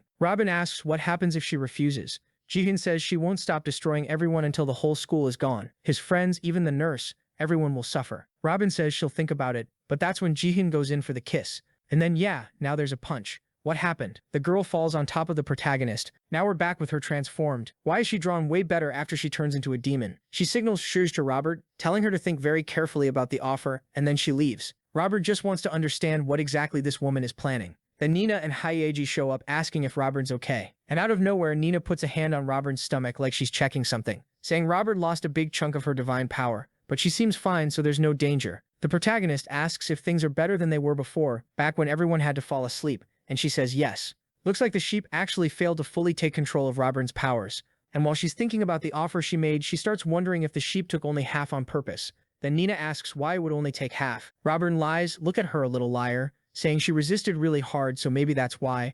I don't know if Nina bought it, but she says that either way, it looks like they might be able to win this. Plus, Robin's targets don't seem to be most of them there except for Hyeji. She says the Shepherd Boys operation is going back into play. For now, the focus is Woojin recovering Robin's energy, and they should never act alone. If any of them gets captured and has their powers extracted, the whole game could end right there. The protagonist, though, asks if it's really going to be that easy to control Jihin, and the Baphomet girl is out there hopping around the school, glancing back. Hyeji knows she's going to have to help deal with that and says she's not mentally ready for that fight. But Nina just grabs her by the arm, says she doesn't have a choice, and yanks her down. The two of them drop in behind the Baphomet girl, who takes off running. Nina figures the sheep's problem is that every power it gets is super useful. That headbutt, for example, could straight up kill one of them. The good part is it's only really strong in a one-on-one. More people means it gets less effective. Then she tells the little pig girl to head to the side because they're going to corner her along the way. Nina's plan is solid. Since the sheep's target is the pig girl, if they split up, the sheep will go after her, and that's when Nina can move. Hygiene, on the other hand, says she's counting on everyone, because elsewhere in the school, the protagonist is already hiding with Rabin. The pig girl keeps running, but when she looks back, nobody's following her, and she's confused. Back with Nina, the Baphomet girl followed her. Nina even says it's unexpected. Why did the girl come straight at her? Jahan answers there's no big reason. It's just because the cat is annoying her. Nina says fine, but with only half of the rabbit's power, she won't be able to win before the group gets there. She misjudged it, and this is going to be the end of her. Mid-jump, the sheep slips a hand into its pocket and says it doesn't use brute force. Then it throws a paper ball stuffed with a bunch of leaves inside. Yeah, Nina drops to the floor, and I can already guess what it is. The sheep asks if it's her first time under the effects of catnip, that stuff that makes cats go crazy and itchy. And now Nina's there, basically getting wrecked, like she's been drawn with a pencil that's on fire. Seriously brutal. The sheep leaves her there writhing in pain and just walks off. Nina can't even move properly. Totally stunned. Meanwhile, Hygiene is walking around confused, looking side to side. The tall protagonist pops out from a box like he wants to know where the damn sheep went. She says she doesn't know either. She thought she was going to be followed. And then boom. She feels the pressure and realizes the devil is right behind her. She turns, tries to back up, but in the same second, the sheep nails her in the stomach, slams her into the wall, rushes in again, knee to the chest. It's vicious. The poor pig girl is getting absolutely destroyed. The protagonist is thinking, where's Nina? She was supposed to be helping with this part of the plan. Hygiene face plants, and the sheep comes over, grabs her by the ear, yanks her up, and look at what the artist drew in the bottom right corner. For no reason, he cropped out the head just to show cleavage. A legend. I respect it. The protagonist standing there with his fist clenched. He has to follow Nina's strategy, but he also doesn't want to just stand there doing nothing. Then Jia-yoon asks what it feels like to get bullied after being the bully. Now that she's experiencing it, she must finally get how painful it is. Hygiene crying says she understands and admits she was wrong about everything. But the sheep doesn't accept it, slaps her across the face, asks what she did wrong and she'd better answer correctly. Hygiene says what was wrong was bullying Woojin. The sheep tells her to explain why Woojin was her target. The sheep is staring her down, and I'm already scared she's going to say she liked him too. She's about to get punched and Raven is in shock. Since Hygiene hesitates, Jihan says fine then. She's going to rip out her pink hair until she finally talks. Next chapter, different angle, same threat. Yeah, it's definitely what it sounds like, because Hygiene says she'd rather die than say it. Then we jump back a year, back when Hygiene was only 16. She was well behaved. Honestly, she looked more like Jihan than her current self. Back then, she had no friends and kept wondering when she'd finally meet someone. That's when he shows up, the loser himself. Hey, how's it going? But instead of talking to him, she looks past him and just stares at Rabin, admiring how pretty she is. The protagonist notices she's looking at Rabin and says, yeah, Rabin's really cute. Her hair is really nice. She's always been popular because she stands out. That basically wrecks her. Hygiene, being clueless, goes, are you two friends? He says no, just their parents are friends and they live nearby. Then Hygiene starts wondering if she should dye her hair. He says yeah, he thinks it would look good on her. And she gets all shy and awkward. She was about to offer him a piece of candy when Rabin shows up, pissed that she and Woojin are in the same class again. She tells them to hurry to the cafeteria, and Hygiene ends up alone, chewing her gum. That was the first day of the semester. Later on, he shows up at school exhausted, and someone taps his back. He turns around, it's Hygiene, now with pink hair. She's thinking she always wanted to dye it like she'd ever do it just because he told her to. But then Woojin asks who she is. She freaks out because he doesn't recognize her, and before she can explain, Rabin shows up again and drags him away. I thought she was going to lose it right there, but instead she decides she'll make him notice her no matter what. And now we're back to the present, with her getting beaten down, thrown to the floor, wrecked, swearing to herself she'll never reveal that she dyed her hair just to get the protagonist's attention, because she knows he's right there listening. The dangerous sheep steps closer again, until the poor pig girl does that Japanese-style apology pose, butt up, face down, begging her to please leave it for later. Of course the sheep doesn't care, asking if she really thinks she'll be forgiven just because she's on her knees. The pig girl says fine, she can hit her as much as she wants if it makes her feel better. Jiren realizes she's doing this dramatic I won't talk thing, but warns it won't get her anywhere. If she's going to act like that, then fine. She'll go talk to the cat, the rabbit, and beat everyone up until she finally talks. Honestly, I think you all should notice Nina still isn't showing up so you can help already. I'm giving you permission. The sheep starts walking away, but Hyjin grabs her leg and tells her to wait. Remembering her friends trying to be all sweet, she says she'll talk, and now Rabin is the one furious, fists clenched, telling the protagonist to get ready. Hyjin is about to explain the reason she bullied Woojin. At the same time, the protagonist is staring, ready to hear it when Rabin suddenly shows up and interrupts, saying she'll handle it. The sheep glances to the side with a little grin. Then the protagonist comes up from behind like a complete idiot, and we already know his plan isn't going to work. He thinks it's the perfect chance, sneaks up from behind, and yeah, he grabs the sheep hard from behind, saying she's joining the tournament. But she's smiling, and he doesn't get why. Then suddenly the symbol actually appears. Wait, what? Hold on. The protagonist wakes up. The girls are all in front of him, and he's still stuck to the sheep who looks normal now. He says it looks like she's back to normal, and asks where they are. I'm confused too. Apparently after he grabbed her, the two of them went to the other side? No idea. The sheep is confused, asking why she's clinging to him so much, and the sheep's spirit is standing off to the side like the others, apologizing, saying it was away from Earth for too long and caused a lot of chaos when it entered her body. The protagonist realizes it really was the sheep being possessed that made her go crazy, but, I don't know, could he be inside some illusion the sheep made? Probably not. That would be too much. He looks at the girls in front of him, sees everyone's okay, and thinks, good, looks like everything's been explained. Then Ji-Yoot starts crying, saying she never imagined she'd do such horrible things, and she really wants to apologize. Now Hyjin is the one yelling, saying crying won't fix anything. The sheep clings to their boy, saying she's sorry and she'll do whatever he wants. He's standing there not really understanding, while Nina says, fine, whatever, they got another participant and solved today's problem. She takes off running, saying she's hungry, when Ji-Yoon suddenly stops and calls out to Rabin, and then yeah, she snaps, turns around all possessed looking, and tells her to remember the promise. She joined the competition, but she didn't change the plan. That was the bait. Okay, I get it. So the evil didn't come from the spirit. It's in her already. Nasty little girl. Then she gets home, sits in her room with a trillion photos on the wall. You don't need to be Sherlock Holmes to know who's in those pictures. When she's sitting there panting and trembling, saying she got hugged, let's put it that way. Next chapter, the girls are wondering if Jihan really made it home. Okay. The pig girl is hitting the protagonist while Rabin is deep in thought. The protagonist calls her name and she just nods along like she's agreeing with something random, not even paying attention to the conversation. Haijin, meanwhile, is pissed that everyone was on Jihan's side, the rabbit's side, worrying about her, and now she's remembering that little hug she got from the protagonist, back when she was chubby,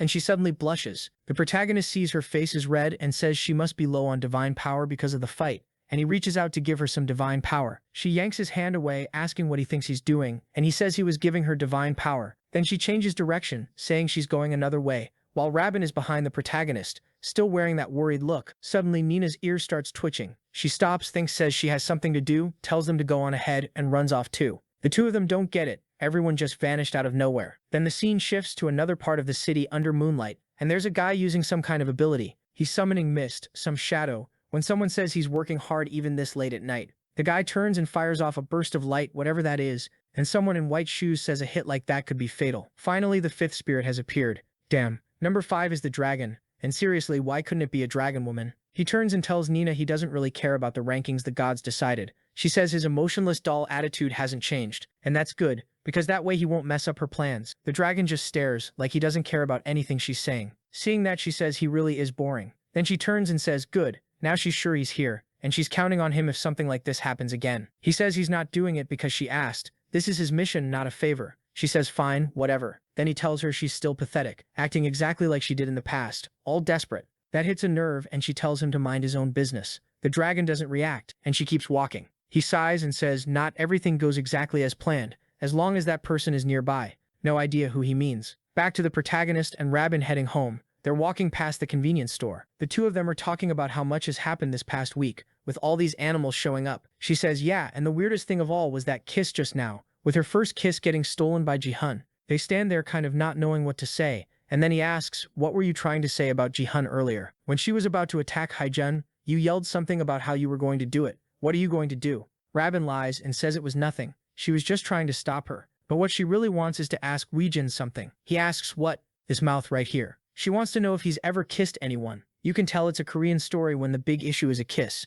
If it were Chinese, she'd be asking how many kids he has. He goes into that same loser speech as always. No, I've never kissed anyone. I don't have a girlfriend. I'm a loser. I'm trash. But she yells at him to stop it. He's an amazing person. He's wrong if he thinks nobody likes him. He's the kindest, nicest person she knows. Then she turns all angry and tells him he needs to have a little more confidence. She sends him home while he's still standing there, all awkward. She slams the door and puts her hand to her face, trying to figure out how she's supposed to do this. Yeah, do what? Exactly. Meanwhile, the protagonist flops onto his bed. He's already gotten a third of the 12. The problem is he only has 100 days, so he can't slow down. He still needs 8 more. What he's also wondering is when Nina is coming home. It's hard for her to be away this long. The scene changes and we see her running through the forest. Someone in a cloak is rising up into the sky with spirits swirling around while she's on the ground screaming and crying, saying it doesn't count, that it's not fair. The white-haired woman tells her not to be sad because soon they'll meet again. Back with the protagonist, he's crying, wondering if he fell asleep again. It's the same weird dream he's been having every night. It feels like it's Nina next to him, this dream person in strange clothes, who looks like Nina and is crying. When he looks at his glasses, they look all smeared. He's dizzy.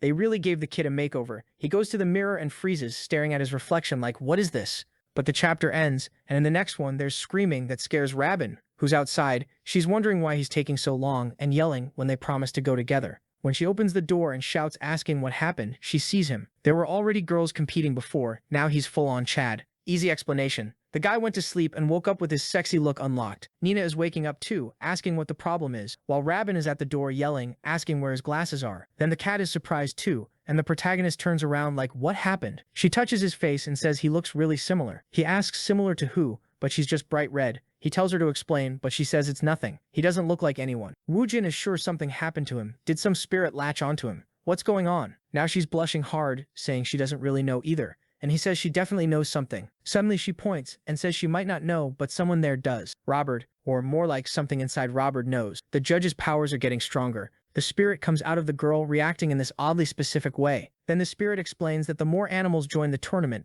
the more power the judge needs to control them. That's why his strength keeps increasing. The protagonist says there wasn't much change with almost any of the others, so why did this happen all of a sudden when he captured Ji-hyun? The spirit explains it's because he's capturing them way too fast. All these changes that were supposed to happen gradually ended up happening all at once, and now that it's started, every time he captures a new animal, he'll change a little more. That's the natural process of him gaining power to control the Zodiac tournament. He's still kind of confused and is about to ask Nina something, but he notices she looks shaken, like she's in shock. He puts a hand to her face asking if she feels okay. She looks like she has a fever, and then boom, she freaks out, turns into a cat and starts bouncing all over the place. He's like, what is happening? Nothing. She's just acting like that, and Raven is starting to get it too. The world is brutal, if you're short, because of course the biggest evolution the protagonist gets is that Raven notices he's way taller. He says his uniform used to be really loose, but now it fits his body perfectly. She just says she doesn't care and runs ahead. Anyone watching would think he turned into a celebrity. There are a ton of people crowding around the classroom asking if that's really Woo Jin. Something's off. How did he change that much overnight? Haijin hears the talk in the hallway, sees him surrounded, and runs over yelling his name, asking if it's really him. The kid looks like a titan now. She says it makes no sense. Yesterday they were basically the same height. But the girls in the class start turning on Haijin, saying here she goes again, trying to bully him. She uses her bad reputation to clear the room, telling everyone to get out. They were bothering Woo Jin too much and needed to stop messing with him. People look kind of annoyed at her, and she grabs him and says they're going somewhere else. On the stairs, she tells him to tell the truth. Does he have a spirit too? He says no, it's because he got that judge power and it's growing. Something like that. She says it's unfair. She gets the pig's power and gets fat, while he gets taller and doesn't even need glasses anymore. He tells her to get off his ear and nudges her away, saying she's tickling his ear. She turns red. The girls were already struggling, and now that he's built up like this, then she teases him, saying he needs to learn to handle things too. Yesterday she got beat up because of him. He gets awkward, and she says she's kidding. It's not a big deal. She starts to apologize, but he says next time he swears he'll protect her. That almost makes her short-circuit. She pulls away from him, says he's still ugly, and tells him to go back to his class. He's standing there confused with his mop hair, and then he leaves. While she's fuming, saying she's the one who's going to protect him, she's never going to be protected. Robin suddenly shows up and calls her. Out of nowhere, she asks what Haijin thinks of Woo Jin. Haijin says it's obvious she thinks he's a loser, but Robin tells her to be honest. She wants her opinion of him as a guy. Haijin looks away and says, as a guy she wouldn't give him a chance in 100 years. If he were a little more mature, maybe. Robin looks surprised at the maybe, and Haijin gets embarrassed and walks off, swinging her arms saying she's leaving. Robin goes back to the classroom, but today everyone's talking about the protagonist. Yeah, the game changed, didn't it? When everyone was talking about you, it was fine. Now that it's my boy in the spotlight, suddenly it's a problem. She's mad because everyone's talking about his looks, but to her his charm wasn't about that. Then we see the favor Ji-hyun asked her for earlier. I thought it was going to be something way weirder, but she just asked Robin to help her get together with Woo Jin. Robin asked why, and the sheep just said it's because she loves him. And now Robin is thinking, well, she doesn't have a choice. She has to help. You do have a choice, girl. Free will still exists. Next scene, they're walking home. Robin says school has been a total mess this week. He says honestly a day without all this spirit stuff would be nice, but she tells him he needs to start thinking. Does he remember anyone else he might be connected to? Any clue at all? They still need to find 8 more. He says no, he can't remember anyone else. Could there be someone he's connected to without realizing it? Robin looks like she's thinking something, but right when she's about to call his name, something appears in front of them. And wow, those L and A are huge. She runs up saying he got so tall, and she's already kissing his cheek, hugging him and going in like a wrecking ball. Robin is standing there asking what she's doing, and the protagonist is embarrassed. And that's the 9th one, meaning she's older than him. The girl is basically a walking hourglass. She stares Robin down and steps right up in her face asking who she is. Is she Woo Jin's girlfriend? Next chapter, it's dead silent, and Robin is wondering if this girl is his sister. But she's clearly a foreigner, so who is she? The L and A are still fighting for their lives, while the foreign girl also wants to know who Robin is. Robin says no, she's not Woo Jin's girlfriend, and asks him who this girl is. He scratches his head awkwardly and says it's been a long time since they've seen each other. She says yeah, almost 10 years. We go back 10 years when the protagonist's family always spent vacation in the same isolated little town. With not many friends there, he felt lonely. He's looking around when someone suddenly says, hey, what are you doing there, idiot head? It was Woo Jin, who could tell right away he was a kid from Seoul. He was surprised she was a foreigner, but spoke Korean. She went over to greet him, and right then this grandma with no mouth showed up. She asked if they were hungry. That's when he met the local shaman, and he started staying with Woo Jin. I still don't get the vacation part because he's basically living there, sleeping there, playing video games, doing everything. And it still hasn't been answered. Where are this kid's parents? That's the obvious question. I guess we'll find out eventually. Next day, they're splashing water on each other, having fun, but then she suddenly starts coughing blood into her hand. Here comes the rare disease. He offers her his back and carries her, and she looks kind of sad. Then one day, when his vacation was about to end, he went to visit, and she was gone. Back in the present, he tells Robin that after that, he found out Woojin went to the United States to study, where her mom was. But now she's back, and she's back clinging to him from behind, saying those days were perfect, that they were together all day long. Robin jumps because this girl came in bold. Woojin, still embarrassed, says back then they were basically like siblings, but he thinks it's strange. He's feeling something now that he didn't feel back then. Feelings, okay? Not anything physical. Woojin tells him she felt awful leaving without being able to say a proper goodbye. He turns, grabs her hand and asks how things were in the US. He knows she needed treatment. Did it work out? She says yes, but then smacks his butt and tells him to stop interrogating her. And she starts reminiscing about when they used to bathe together. He says things are different now, they were kids. But she says he's grown a lot. He looks like a man now, while he's still awkward, saying it's weird seeing her show up after all this time. So she came to visit, right? How long is she staying? Yeah, no. She moved into the house across from his.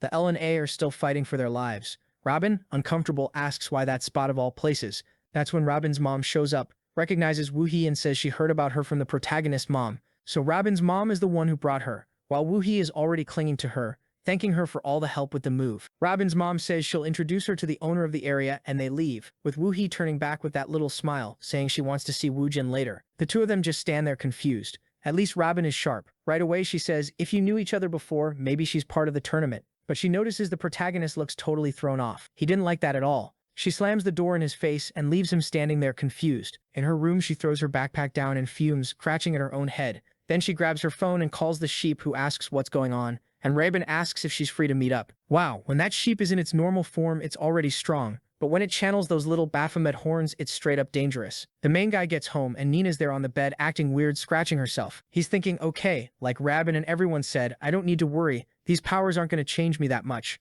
The second Nina hears he's back, she immediately asks if he's got any news about other people with divine powers. And now the artist is trying to make my boy look all sexy. Like, check out my abs while I talk. There's someone who might be a candidate. Nina turns bright red. Then he asks her, moving closer, if it's possible for someone really far away, like in the United States, to have become a participant. But she hesitates, and he tells her to just say it already. Why isn't she answering? And then she blushes again, turns into a cat and starts bouncing all over the place. He grabs her midair while she's trying to break free, telling him to let go. But then she transforms back and ends up in an awkward situation. Out of nowhere, the protagonist is acting all smooth. He's like, Nina, we're not going to solve anything like this. You're keeping everything to yourself, aren't you?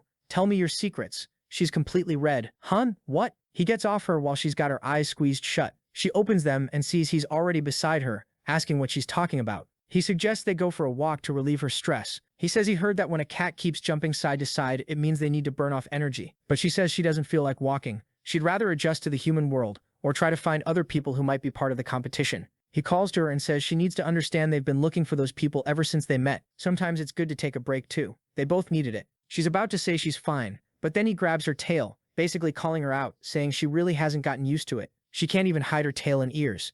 She answers that she can't, because they don't just disappear. He says at least she should start covering them. That way they could go more places. Then suddenly she slams the door. He just stands there, not understanding why she's acting like that. And then she comes back wearing a bandana on her head and a little dress, asking if it's better. He's kind of shaken and says, yeah.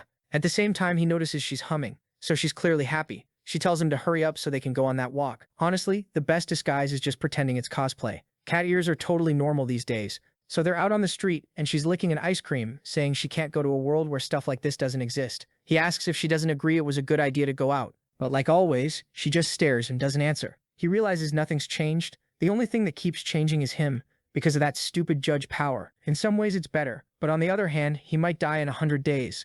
Either way, everything that's been happening is unbelievable. He doesn't even have time to properly process how abnormal all of it is. And at the same time, he feels like something way bigger is getting closer, and he needs to be ready. Suddenly Nina calls him, asking why he's standing there like an idiot. She probably wants him to take a lick of her ice cream. She offers it, telling him not to hold back. He says it's not that. He's fine, and he smiles, thinking at least he isn't alone in all this, because he has her. Today was about making Nina happy, nothing else. Then he notices a clothing store and says they should buy Nina some clothes, because up until now she's only been wearing Rabin stuff. She puts her hands on her hips and says he finally had a good idea, grabs his hand and tells him to hurry up. She's happy and that makes him excited too. I still want to know where this guy gets money, because I've never seen him work a single second in his life. Now they're in the store, and the clerk says there are lots of outfits for her to try and pulls Nina aside. The protagonist waits for a while, and then Nina shows up, obviously drawn to look amazing, in a bunch of different outfits, all from that top-down angle. He's thinking shopping is exhausting. He's been waiting forever. Then she comes out in a little black dress and says it's uncomfortable. She says she looks like a peasant with that thing on her head,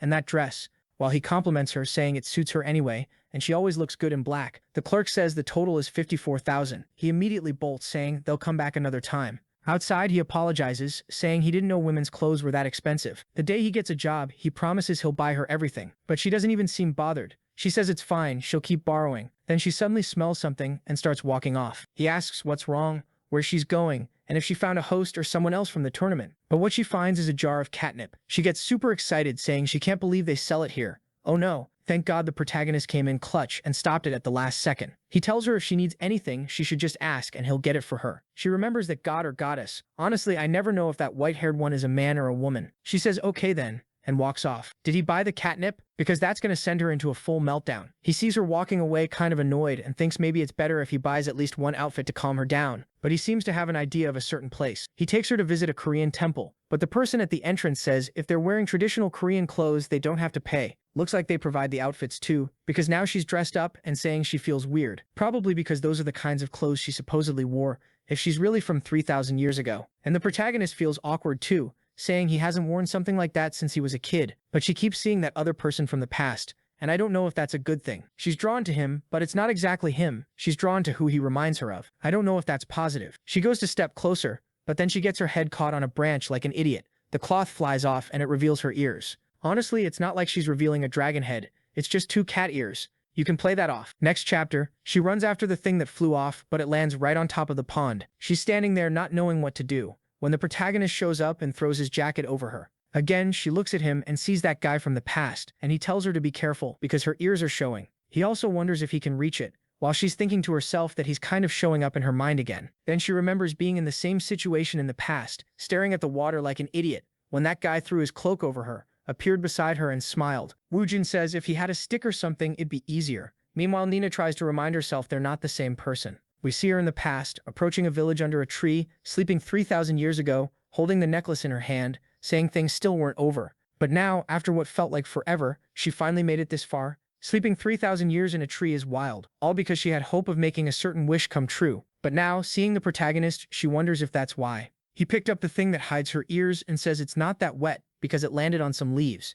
Nina tells herself she can't stop herself from smiling, because this kid reminds her of that person. He puts it back on her head, saying he'll tighten it a little more this time so it won't slip off. Something dark is coming, because she's saying that after that world of loneliness, she can enjoy this for at least a little while. It wasn't greed, and now she's even crying. Artist, you really had to bring the drama. The protagonist notices she looks pretty and sad, and then she suddenly runs off. Somewhere else in the temple, she's staring at the water again, saying she's the worst. The protagonist talks to her, but she gets startled and falls into the water, completely soaked. She stands up and asks why he came up behind her and scared her, but he's awkwardly telling her to cover herself first, which is funny because the first time we ever saw her, she was wearing invisible clothes. He's blushing while she tells herself she gets it now. The person from the past stayed in the past, and Woojin is Woojin. She wrings out her clothes to dry them, shakes her head like a dog and says she's ready, but he wants to know why she ran off out of nowhere. She lies and says there was pollen in her nose and she wanted to get away from that area. Then she sees some jars in the corner of the temple and says since she's wet, she's going to run off while the protagonist realizes she's lying and there's something wrong she's hiding.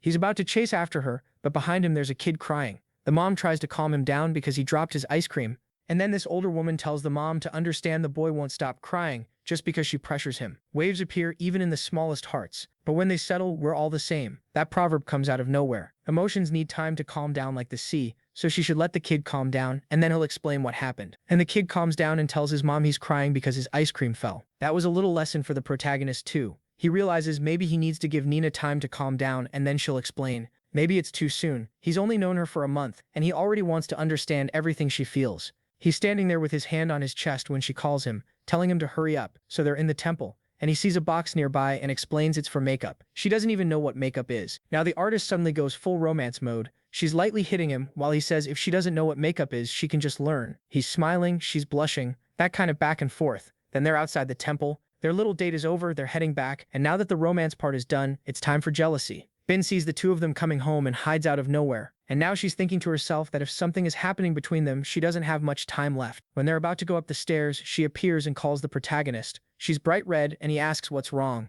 what she wants. She straight up asks him out, but it was bait. It wasn't actually a date, because next chapter, who's standing there waiting for him? Jae-yoon. She's in a microskirt, wondering if the outfit looks weird. Honestly, I'm not even going to mention some of the outfits she wears that are way worse. She says she spent 2 hours getting ready, but still doesn't feel confident. She's stuck in her thoughts when someone calls her name. It's the protagonist, and now he's like 6 meters tall with shoulders as wide as a doorframe. Even she's shocked. She'd heard rumors, but didn't think he'd change that much. He shows up awkwardly, saying she came too early. There are still 10 minutes left, and asking how long she's been there. She lies because she's probably been there for 2 hours, but says she just arrived too. I don't get it, artist. This is just date after date. We went from one, and now we're already at another, with both of them awkward, not knowing what to say. They hesitate, trying to see who'll speak first. She tells him to go ahead. When she looks forward, everyone came along. Nina having fun with cotton candy, Reijin eating everything in sight, and Raven watching what's going on. And then Ji-yoon gives Raven a hard stare, while half transformed, and you can feel the pressure. The protagonist apologizes,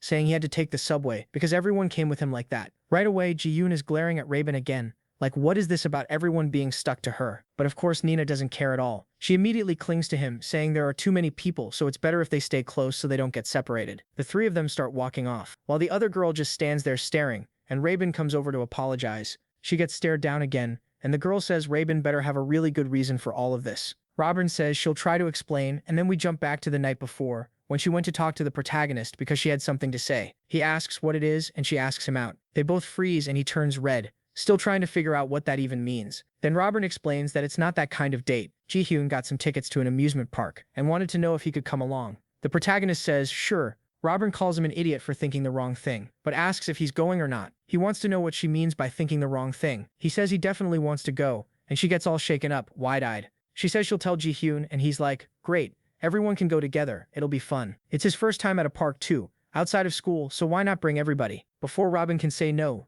Nina asks what this park thing is, and he says he'll try to explain. But when he starts talking about the boats, the giant carousel, Nina thinks it sounds like some weird stuff, then goes, okay, it sounds kind of crazy, but fun. The protagonist is already thinking about inviting Hyjin, and he even wants to invite the school nurse too. Robin gets awkward right away because everyone's so excited. How is she supposed to say it wasn't meant to be a whole group trip? So she just says she'll share the date later. Back at the park, Jimla says she gets it now. This is how those two ended up stuck together again. But that doesn't help anything. And why is Robin even here? Robin doesn't know what to say. But then the protagonist calls out to them, and she gets all soft, saying she's coming. She sighs and says it's not what she wanted, but she should focus on the fact that at least Woojin is there with her. Robin says that's a good way to think about it. Focus on the positive. But her friend says if Robin wants to make up for what she did, she's going to have to help them proactively. Then there's another artist attack at the end of the chapter. This guy's a menace.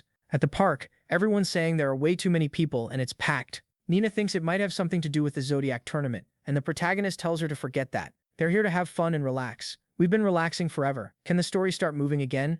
Hopefully something happens today. Hyjin is behind him, totally obsessed with the collar of his shirt, saying she wants to gently pet it. But if she gets too close, her heart starts racing. And all of this would be easier if useless Robin hadn't brought this whole pile of trash with her. She shoots Robin another glare, and Robin thinks it's better to help this girl for everyone's survival. Because even though she's sure Ji-hyun is basically a crazy psycho, she also knows Ji-hyun genuinely likes the guy. They're standing in front of that teacup ride where you spin and everything spins. Robin pretends she has a stomachache and shoves Ji-hyun into the protagonist, telling them to ride together because she doesn't want to go on that one. They both turn red, and inside the ride, Ji-hyun tells the protagonist she feels weird. She grabs the wheel and asks for help, saying she's not very strong. And then something happens out of nowhere. Hyjin shows up saying she'll help with that. The next chapter shows Hyjin actually sat down there because like she thought, Ji-hyun is still a threat, and she doesn't know why, but Robin is helping this girl. She's going to protect Woojin, who looks completely lost. Hyjin stands up and tells the protagonist to move. She'll show him how it's done, but the thing won't budge. Ji-hyun says she doesn't know what's going on with her. Things aren't going according to her plan,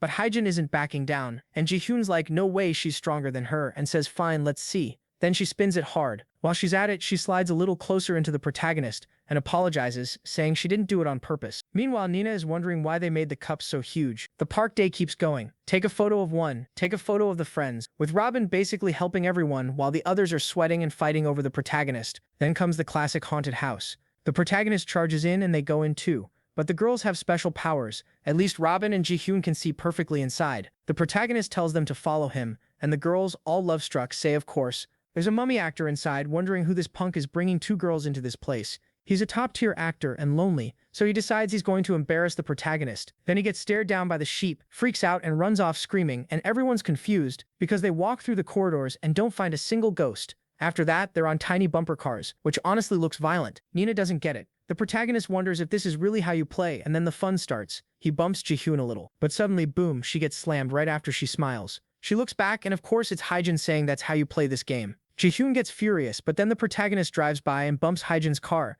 and the two of them are having fun. Now Ji-hyun drops the anger and switches to drama, which is even worse. A little later they go get ice cream and the protagonist is surprised. Hyejin is enjoying it more than he expected. And now I realize the protagonist didn't even bring that childhood friend from huge LA. While they're sitting on a bench talking, Robin thinks this place is way too basic. She doesn't even get how they're having so much fun. But then she calls everyone over because the line for another ride is empty, and everyone runs off, leaving Ji-hyun behind. They go to what looks like a roller coaster, and the protagonist says since nobody's ever died on it, it must be safe. Famous last words. The girls stare each other down to see who gets to sit next to him, but when Ji-hyun steps forward, Hyejin grabs her arm and tells her to stop. Then Hyejin tells the protagonist to choose who he wants next to him. He gets all awkward and says, well, Ji-hyun's wearing a miniskirt like a micro-skirt, so she probably shouldn't ride this or everyone's going to see everything. That hits her like a truck. She looks devastated, lowers her head and says she forgot something back at the bumper cars. She walks off shaken, but Robin follows and asks since when she's liked Woo Jin. Then we get Ji-hyun's life flashback, a dad who owned a hospital, and a mom who taught at some prestigious place. But they put all their effort into themselves, not their kids.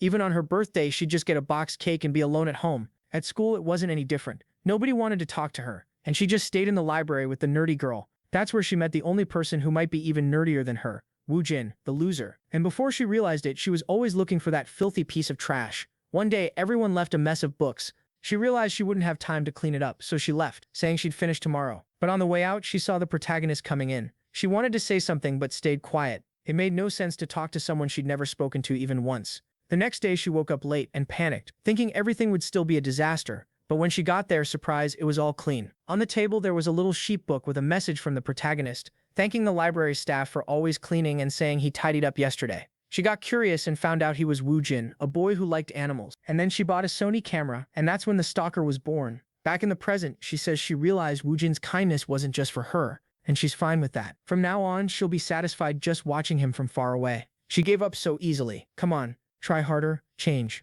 Robert refuses to accept that, saying there's no way that's enough. She starts trash-talking the protagonist, saying she doesn't get it. Woo Jin is actually a useless loser, a virgin nerd, and he doesn't understand girls' feelings. She pushes Jimyoon and says she'll create the perfect chance, and Jimyoon has to use it to confess everything to him. Come on, author. Either give me an action protagonist or throw hands with the girls. Pure school romance isn't doing it for me. Speed this park arc up. The two of them are crying on the bench. Robert's saying she'll help her confess. Nina comes out of a ride exhausted, and then they notice off to the side, there's going to be one of those big cosplay performances. Then Jimyoon walks up to the protagonist and says she wants to go on the Ferris wheel, but just the two of them. He's like, Woodjwell? What? Just us? Since he feels bad about earlier basically kicking her out because of the micro skirt, he says maybe that's fine. He says he'll go with her. Robert wonders if Ji-yoon will actually have the courage, but at the same time Robert's shaken too, because she doesn't even know what she wants him to feel. For now she decides to ignore that and focus on Ji-yoon succeeding. Then Hyejin shows up asking where the protagonist and that psycho went.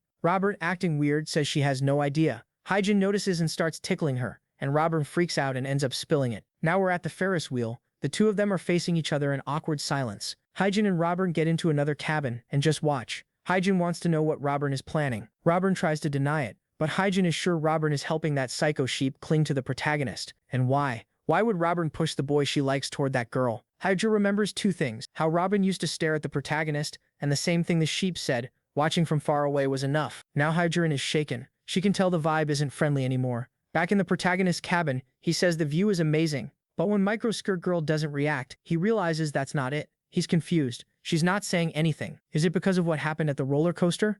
Erin is sitting there having a full meltdown, trembling, saying her chest is about to explode. She remembers Robin saying she'd create one opportunity and she had to use it. She gathers her courage, calls the protagonist and says she has something to tell him. This is definitely going to turn into a problem because it's way too dramatic. He asks what? She says she. His eyes go wide. The light shines behind them. Look at the mood, then suddenly we're outside. I'm narrating all this and you're not even going to tell me what happens, you bastard. They're smiling out there, laughing. And now Hyejin is in shock, wondering if the girl really confessed. Robert doesn't know if she's happy or sad that her plan worked. But then boom, the whole Ferris wheel starts shaking. It looks like it's spinning the wrong way, which shouldn't happen. The protagonist is talking to Jaheim when he hears screams, and they see the thing going insanely fast. The girls are spinning up there. Yeah, that can kill someone. And then another troublemaker shows up, all modern and flexible. Now we're talking, finally, action. Action and women. That's what I clicked on this for.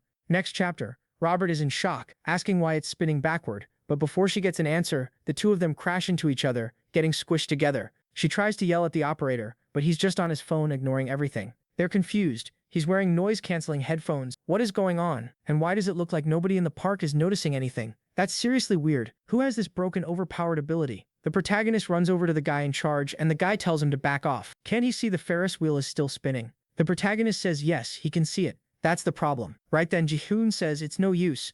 Not just that guy. Apparently the whole park can't tell anything is wrong. Meanwhile, in the machine room, there's a girl slamming down hard in her Jordans, cranking the speed up like crazy. The protagonist is confused, saying there wasn't supposed to be any animal in this competition that could cause something like this.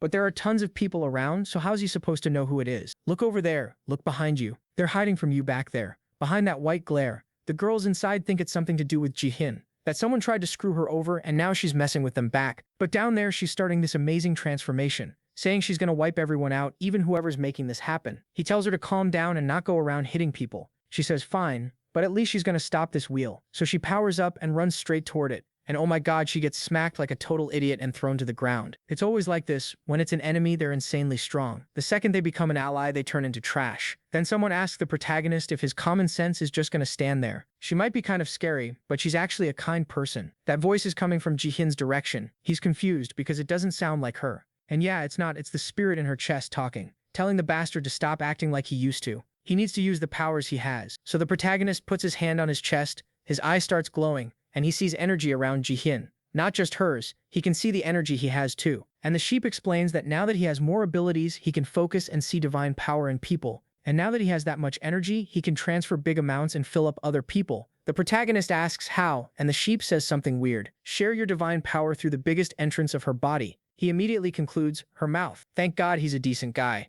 Which makes sense, I guess. Whatever. But since he's that gross, stinky nerd we already know, it looks like he's about to kiss her. He grabs her face and everything, but instead he gives her a blessing on the forehead. For the love of God, dude, I'm not even gonna complain too much, because at least she goes into that demon mode transformation, saying that with this strength now she can do it. Peace walks up to the wheel, stretches out her arm, and everything stops instantly. The problem is the pressure is still there, so she can't hold it for long. At least in that time, Raven and the pig managed to get down. Is that skirt of yours magic, or what? Why isn't she flying upward? Raven falls like an idiot, smacks her knee on the ground, and the protagonist runs to help, but Hyjin steps in front and tells him to help her too. He doesn't really get it, and she says she wants help with power. Everyone needed a little energy, so he basically turns into some dad going around blessing his daughters. Forehead kisses for everybody. Then it's light everywhere, and Hyjin transforms with little pig ears popping out. Her stomach stays skinny. No way the artist had the guts to turn her into a full-on dumpling. Meanwhile, Ji-hin is asking for help because that damn pig comes over to provoke her, but in the end she helps herself and manages to block the thing. Then the protagonist points at one of the cabins and says there's strong divine power coming from there. Since the girls are still transformed, they use their strength to spin the wheel the other way and bring the cabin right in front of them. The door opens, smoke pours out, and inside there's actually a girl, staring and smiling. But the moment Hai-Ching charges in to attack, whoosh, she disappears, turns into smoke, and not just her. It looks like everyone in the park vanished in a split second. Nina finds them right away and comments on it. Something's wrong with this park. People are disappearing. What's going on? While they're arguing about it, far away the girl of the moment is watching, saying that's the judge. He's better than she expected, which is wild, because expectations must have been low, since this kid is trash. The protagonist asks Nina if it's possible for any of the participants to do something like that. It's the first time he's seen divine power that complex. Nina says it would only be possible if the spirit's true body had descended, which shouldn't happen. But either way, it looks like they lost the person. Weirdly, Ji-hin says maybe things should end, but it's her first time at an amusement park and she wanted to keep having fun, or she'll be sad. Out of nowhere, the protagonist makes that dumb face and says, well, nobody got hurt so we can still have fun. But the others are exhausted, saying they can't do any more rides. Then Raven suggests they take a photo. The protagonist looks over and Ji-hin seems excited, so they all go into the photo booth, everyone grabs an accessory, and on the way back, Raven is just thinking about the protagonist. Seriously, those two lost and got pushed to the side while the girls are glued to him. Ji-hin looks calm now. Raven even asks what happened. Ji-hin smiles and says she doesn't need Raven's help anymore. Raven freaks out and asks what the protagonist said, and Ji-hin says, yeah, he's gay, he rejected her. Dude, for 1 second I was against him. But after what she says next, she says she wants to do everything for him and she'll help him in the tournament. She'll break the other girls' arms and legs so they can't run away and bring them to him. What the hell? Yeah, I accept you rejecting her, protagonist. And this crazy Yandere also spills everything. What time he goes to the library, what he likes to eat, how long he stays, even what clothes he wears. The protagonist doesn't get how she knows all that. She says the important thing is she likes him. The idiot says he likes her too, but they're clearly not talking about the same thing. and she tries to clarify what she means. Obviously, he gives the dumbest answer possible. For now, I'm not really sure. I don't understand much about this, but since you answered honestly, I'll be honest too. How about we stay friends and get to know each other better? That's a punch to the gut. He says it while shaking, and she just accepts it, thinking it really is the most him answer. Back on the train, Raven asks if she's okay. Jihyun says yes, stands up and says she's leaving first. Honestly, she does seem fine. She leaves with a little photo of the two of them together, and she's happy. That was enough for her. If she accepted it, who are we to criticize the protagonist? On the way back, like always, Nina is clinging to the protagonist, and Raven is just watching. They're fired up to capture the person today, and Nina says now that he can see divine power, it should be way easier. Nina says that if that's the case, they should start testing right now. She points at the girl in front and tells him to check if she has power. And of course it's her, the LA Queen. She says hi and asks what they're doing out so late. He says they went to an amusement park. She looks them over and says it seems like it was fun. The protagonist starts activating his little power while she stares at him, asking why he's looking at her like that. He awkwardly says it's nothing and that they'll talk later. Then his friends ask how it went, and he says he activated the power but didn't see anything. Raven doesn't buy it and says something's off. They said everyone who awakens has some connection to him, so she'd be perfect since she spent childhood vacations with him. He says it was a long time ago, maybe that's not it.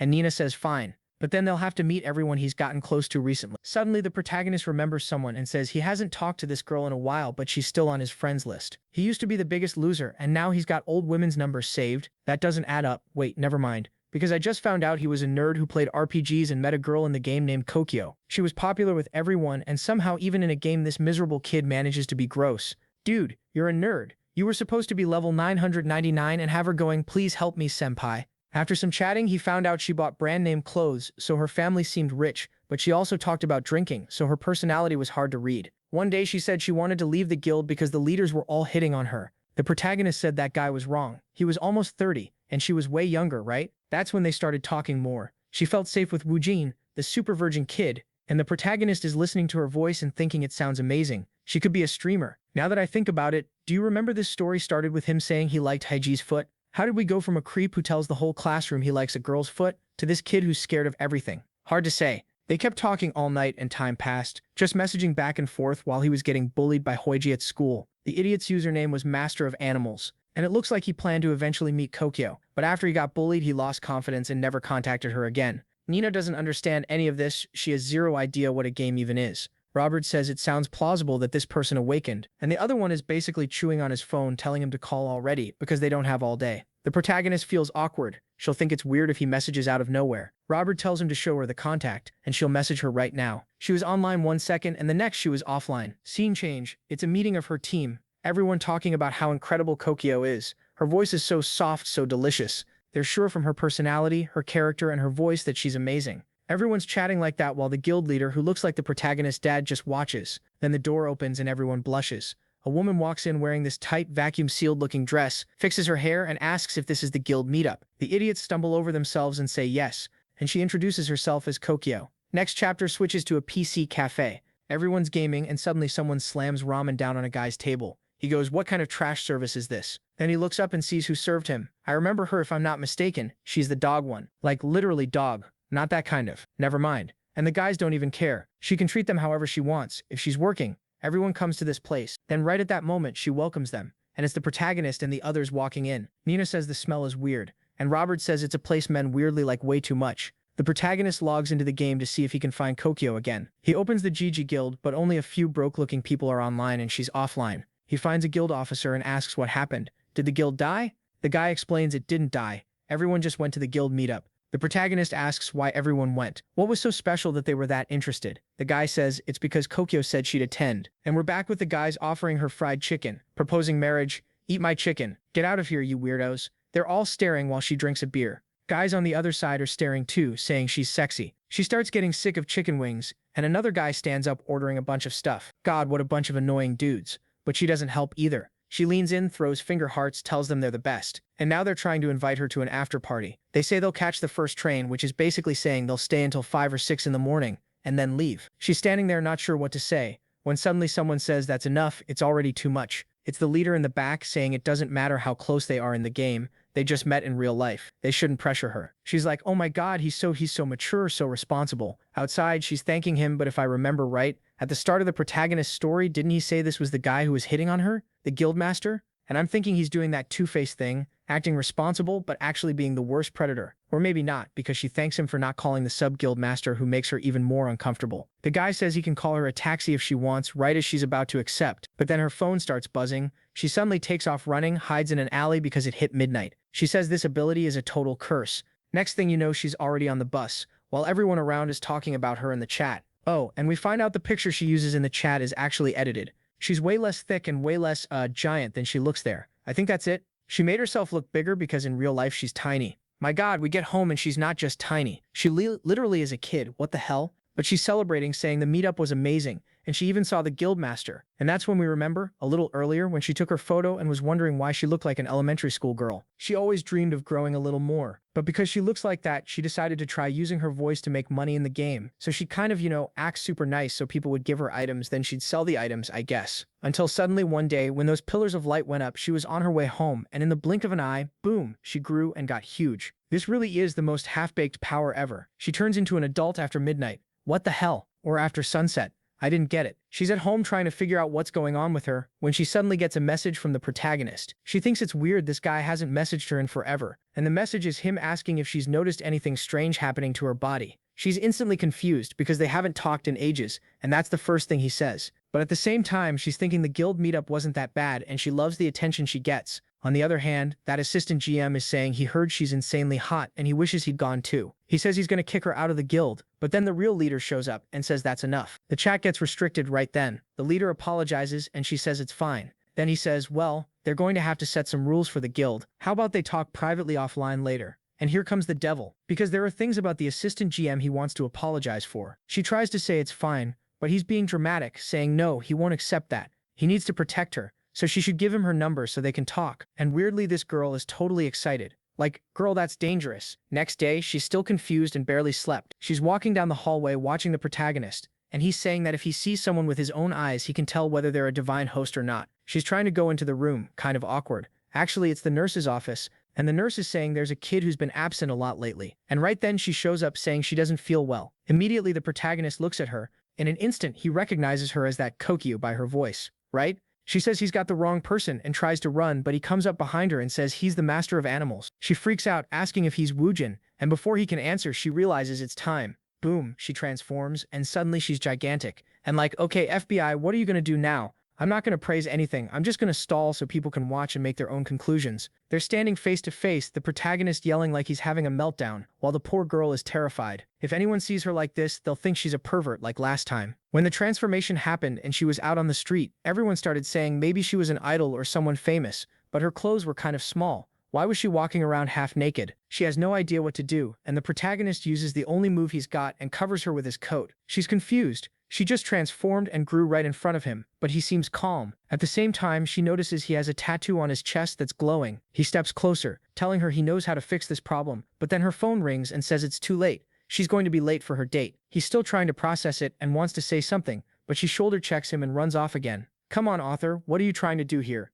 It's beyond obvious. She's totally innocent. Oh no, I transformed, but at least now I'm pretty for my amazing date with that kind guy. Is he gonna be kind? I don't think so. She got ready, bought stuff, put on makeup, and there he is waiting by the car door. But I can't even blame him. She never said she was tiny, and every time he saw her, she was huge. When he gets there, he immediately starts the car and goes, "Get in." She's confused, but she obeys. Sits down, and he even puts the seatbelt on her. She thinks she's in some K-drama, loving it. Then he starts driving, and she's feeling like a real adult. Okay, at least he didn't take her straight to a hotel. Let's eat first. He's trying to impress her, ordering that couple set that costs $50,000. She says it's way too expensive, but he tells her to relax. He's paying for everything. That's the guildmaster treatment. Outside, they're walking, and she sees some jewelry, and they tell her to try it on. She buys it, thinks it's all pretty. Basically, he's being nice, but we know something nasty is coming. He pats her head, but I don't trust him for a second. And the nasty part starts now. She says the day was fun, but he goes, "What do you mean was? It's only 6. The day's still long. There's something I want to do with you." She's like, "What is it?" Now they're standing in front of an izakaya,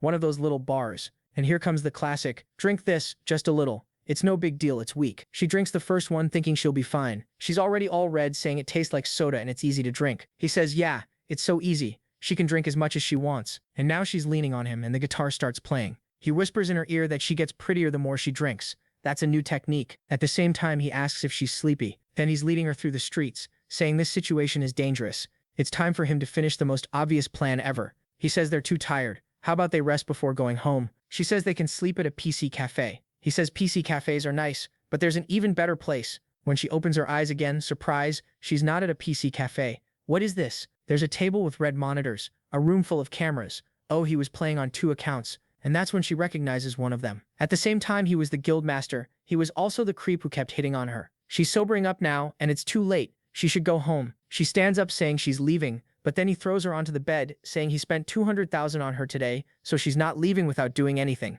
At minimum, she should have the decency to do it once. Yeah, she messed up, fell for the level 1 trap, but it got late and now it's midnight. She screams, the glow starts, and when he looks again, she's turned into a child begging for help, and now someone's at the door. You're screwed, buddy. The guy at the door is banging. Sir, someone said you came in with a girl who looked really young. You know you can't do that, right? He's inside freaking out, saying he's not crazy, and none of that is happening, but she's biting his arm. Then they tell the staff to move, and I think it's the girl who kicks the door in, and they grab him. Imagine this guy trying to explain it to the police. No, officer, I gave her drinks, but she was an adult. I swear when midnight hit, she suddenly turned into a kid. He fell into the worst trap possible. He's desperately trying to say he's not a pedophile at all. He'd never want anything with an elementary school girl, but it shook her up because it hit her right in the psychological wound. The protagonist comes in, grabs him by the collar, calls him shameless and disgusting, and tells him to explain himself. He activates his power, boom, slams him into the wall. The guildmaster is completely rattled. Still in a bathrobe, he jumps out the window and says he's getting out of there.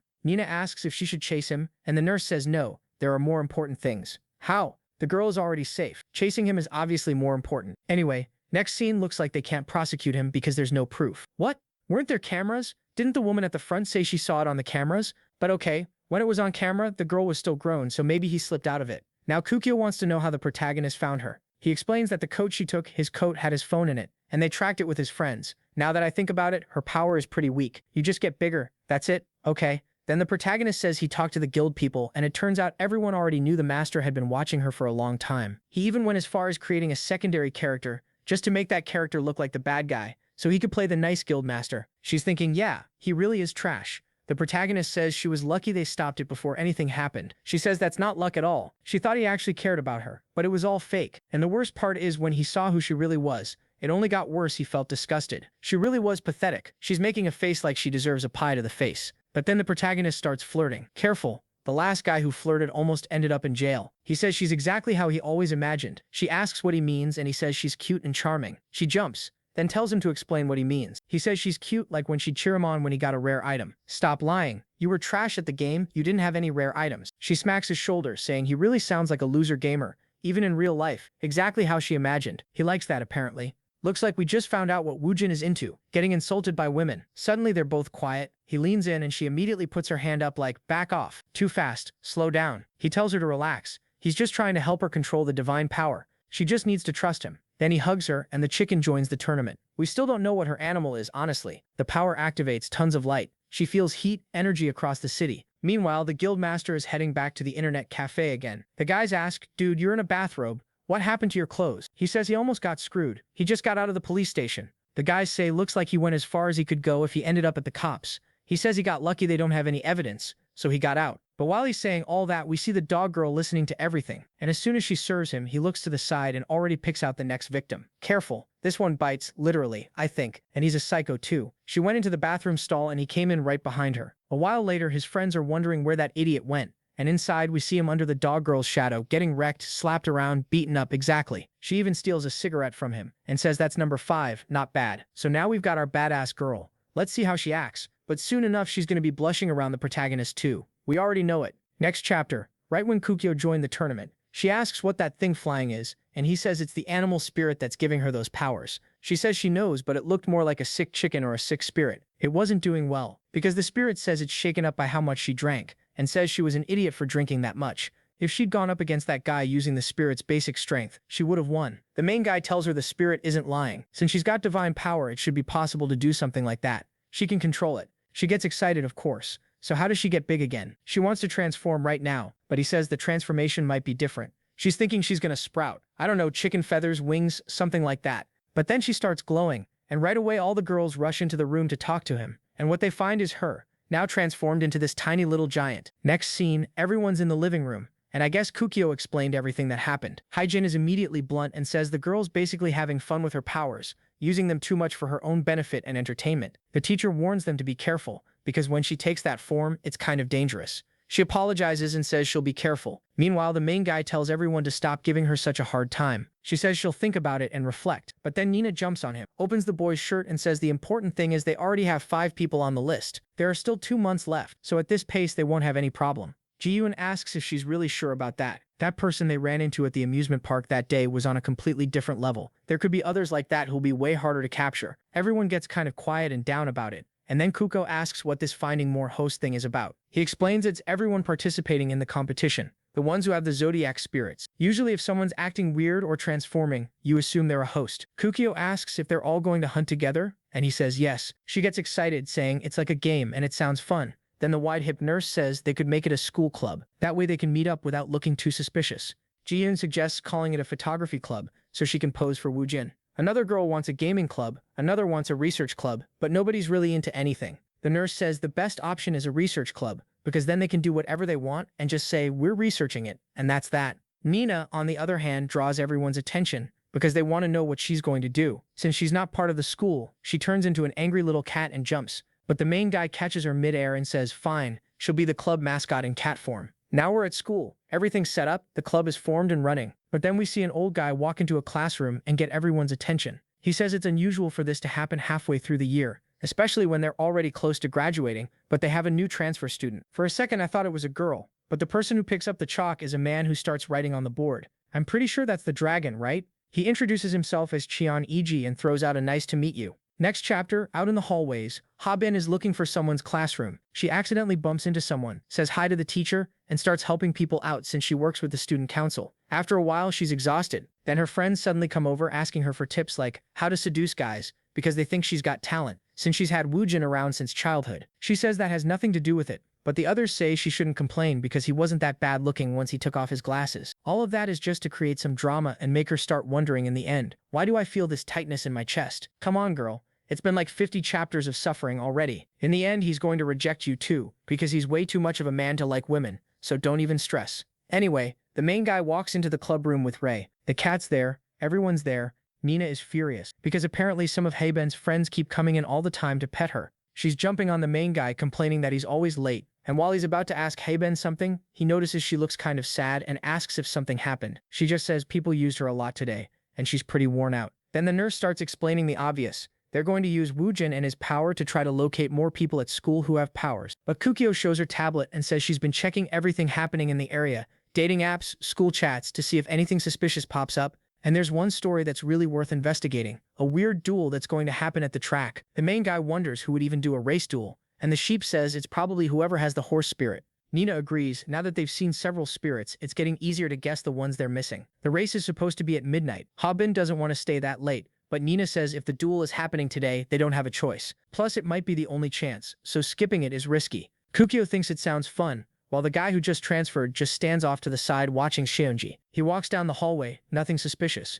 Night comes, the school is empty, and they're all hiding. It looks like there's only one person there, and they're confused. It's supposed to be a competition, so there should be 2. But then Woo-jin senses a weird power approaching, an absurd amount, and the girl shows up with this intense aura, and she's apparently the horse, because she's got a tail. She comes face to face with the other girl, who asks why she has a tail and ears. The horse girl ignores her, and says she should already know the rules of the duel. The poor girl says okay, but the horse girl wants to set the terms. If she wins, the other girl isn't allowed to run for a while. The girl who's competing thinks maybe that's why the club has been acting weird, and she says if she wins, the horse girl has to remove that chain tattoo and let everyone go back to normal, and also apologize to the public. While they're arguing, the group is watching from far away, but nobody can hear anything. Rabin Hatsbin tries with her sharp hearing and catches something about conditions, something about not running. Nina says for now it's better to just watch and see what happens. Then the nurse shows up, seems to recognize the kid, and says the girl competing is the second fastest on the school team. She's an athlete who got a school scholarship, won a bunch of awards and trophies. Back to the 2 of them. The trophy-winning runner says they'll race 50 meters, 100 meters, and 400 meters. If it still isn't decided, they'll pick the next events. The horse girl just says whatever. She won't need more than that. The competitor is confident, thinking she has a chance. They get ready. She glances to the side and starts hesitating, but she's sure she can win. She placed second in the qualifiers. Last year, nobody was faster than her, but her thoughts get cut off when the horse girl launches like a bullet. She tries to chase, but the horse spirit girl is taking these long stretched strides, and 10 seconds later she's already got 2 more wins. She wins the match, best of 3. The main guy is shocked, watching from a distance, wondering if that's what it means to have the horse spirit. And yeah, that's exactly what it means. They go back for another race, and she even loses the 100 meters, which was supposed to be her strongest. So she starts thinking the horse girl must be a short distance specialist, and she figures she'll win the 400. Woojin scratches his head, wondering how they're supposed to capture someone who's basically a pro runner. Haiji says they have Hatsbin, but Hatsbin warns them her thing is jumping, not running.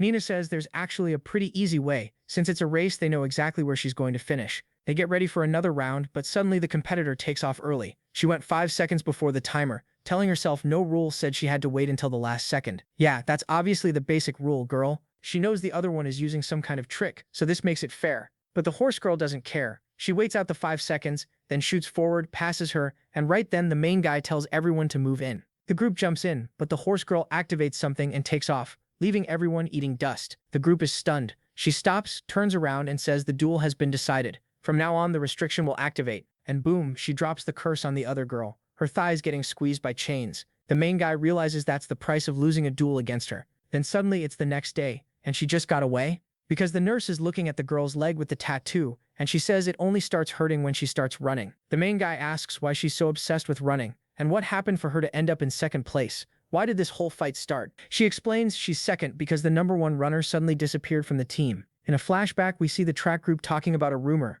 There's a ghost that challenges you to a race, and if you lose, you can never run again. And apparently the school's top runner stopped running because she lost to that ghost. So you'd ask, okay, but why not just refuse the challenge? And then we find out. A girl walks into the room and shows she got a letter. It looks like once you receive the letter, the chain already appears. And if you don't accept the challenge, the chain grows, so you don't really have a choice. Now Haiji is pacing back and forth trying to understand what's going on. This curse stuff feels way too weird for someone with the horse's power. The main guy says it really doesn't make much sense, and asks Nina if she knows, out of the remaining spirits, who could have a power like that. Suddenly Nina asks who won the first Zodiac tournament. Haiji and the main guy think that's weird, because in theory Nina participated, but she says she has no idea. And then it clicks. Oh, it must be number 1. And they say it's the rat, the animal that's first in the count of the 12 Zodiac. And right away Nina says she remembers now. How could she forget the rat's power? Something called a geese. Yeah, that's definitely curse-related, and it looks like the guy who transferred might be the rat, not the dragon. Nina asks the cursed girl if anything else strange happened besides the tattoo. Like, did she hear a weird voice?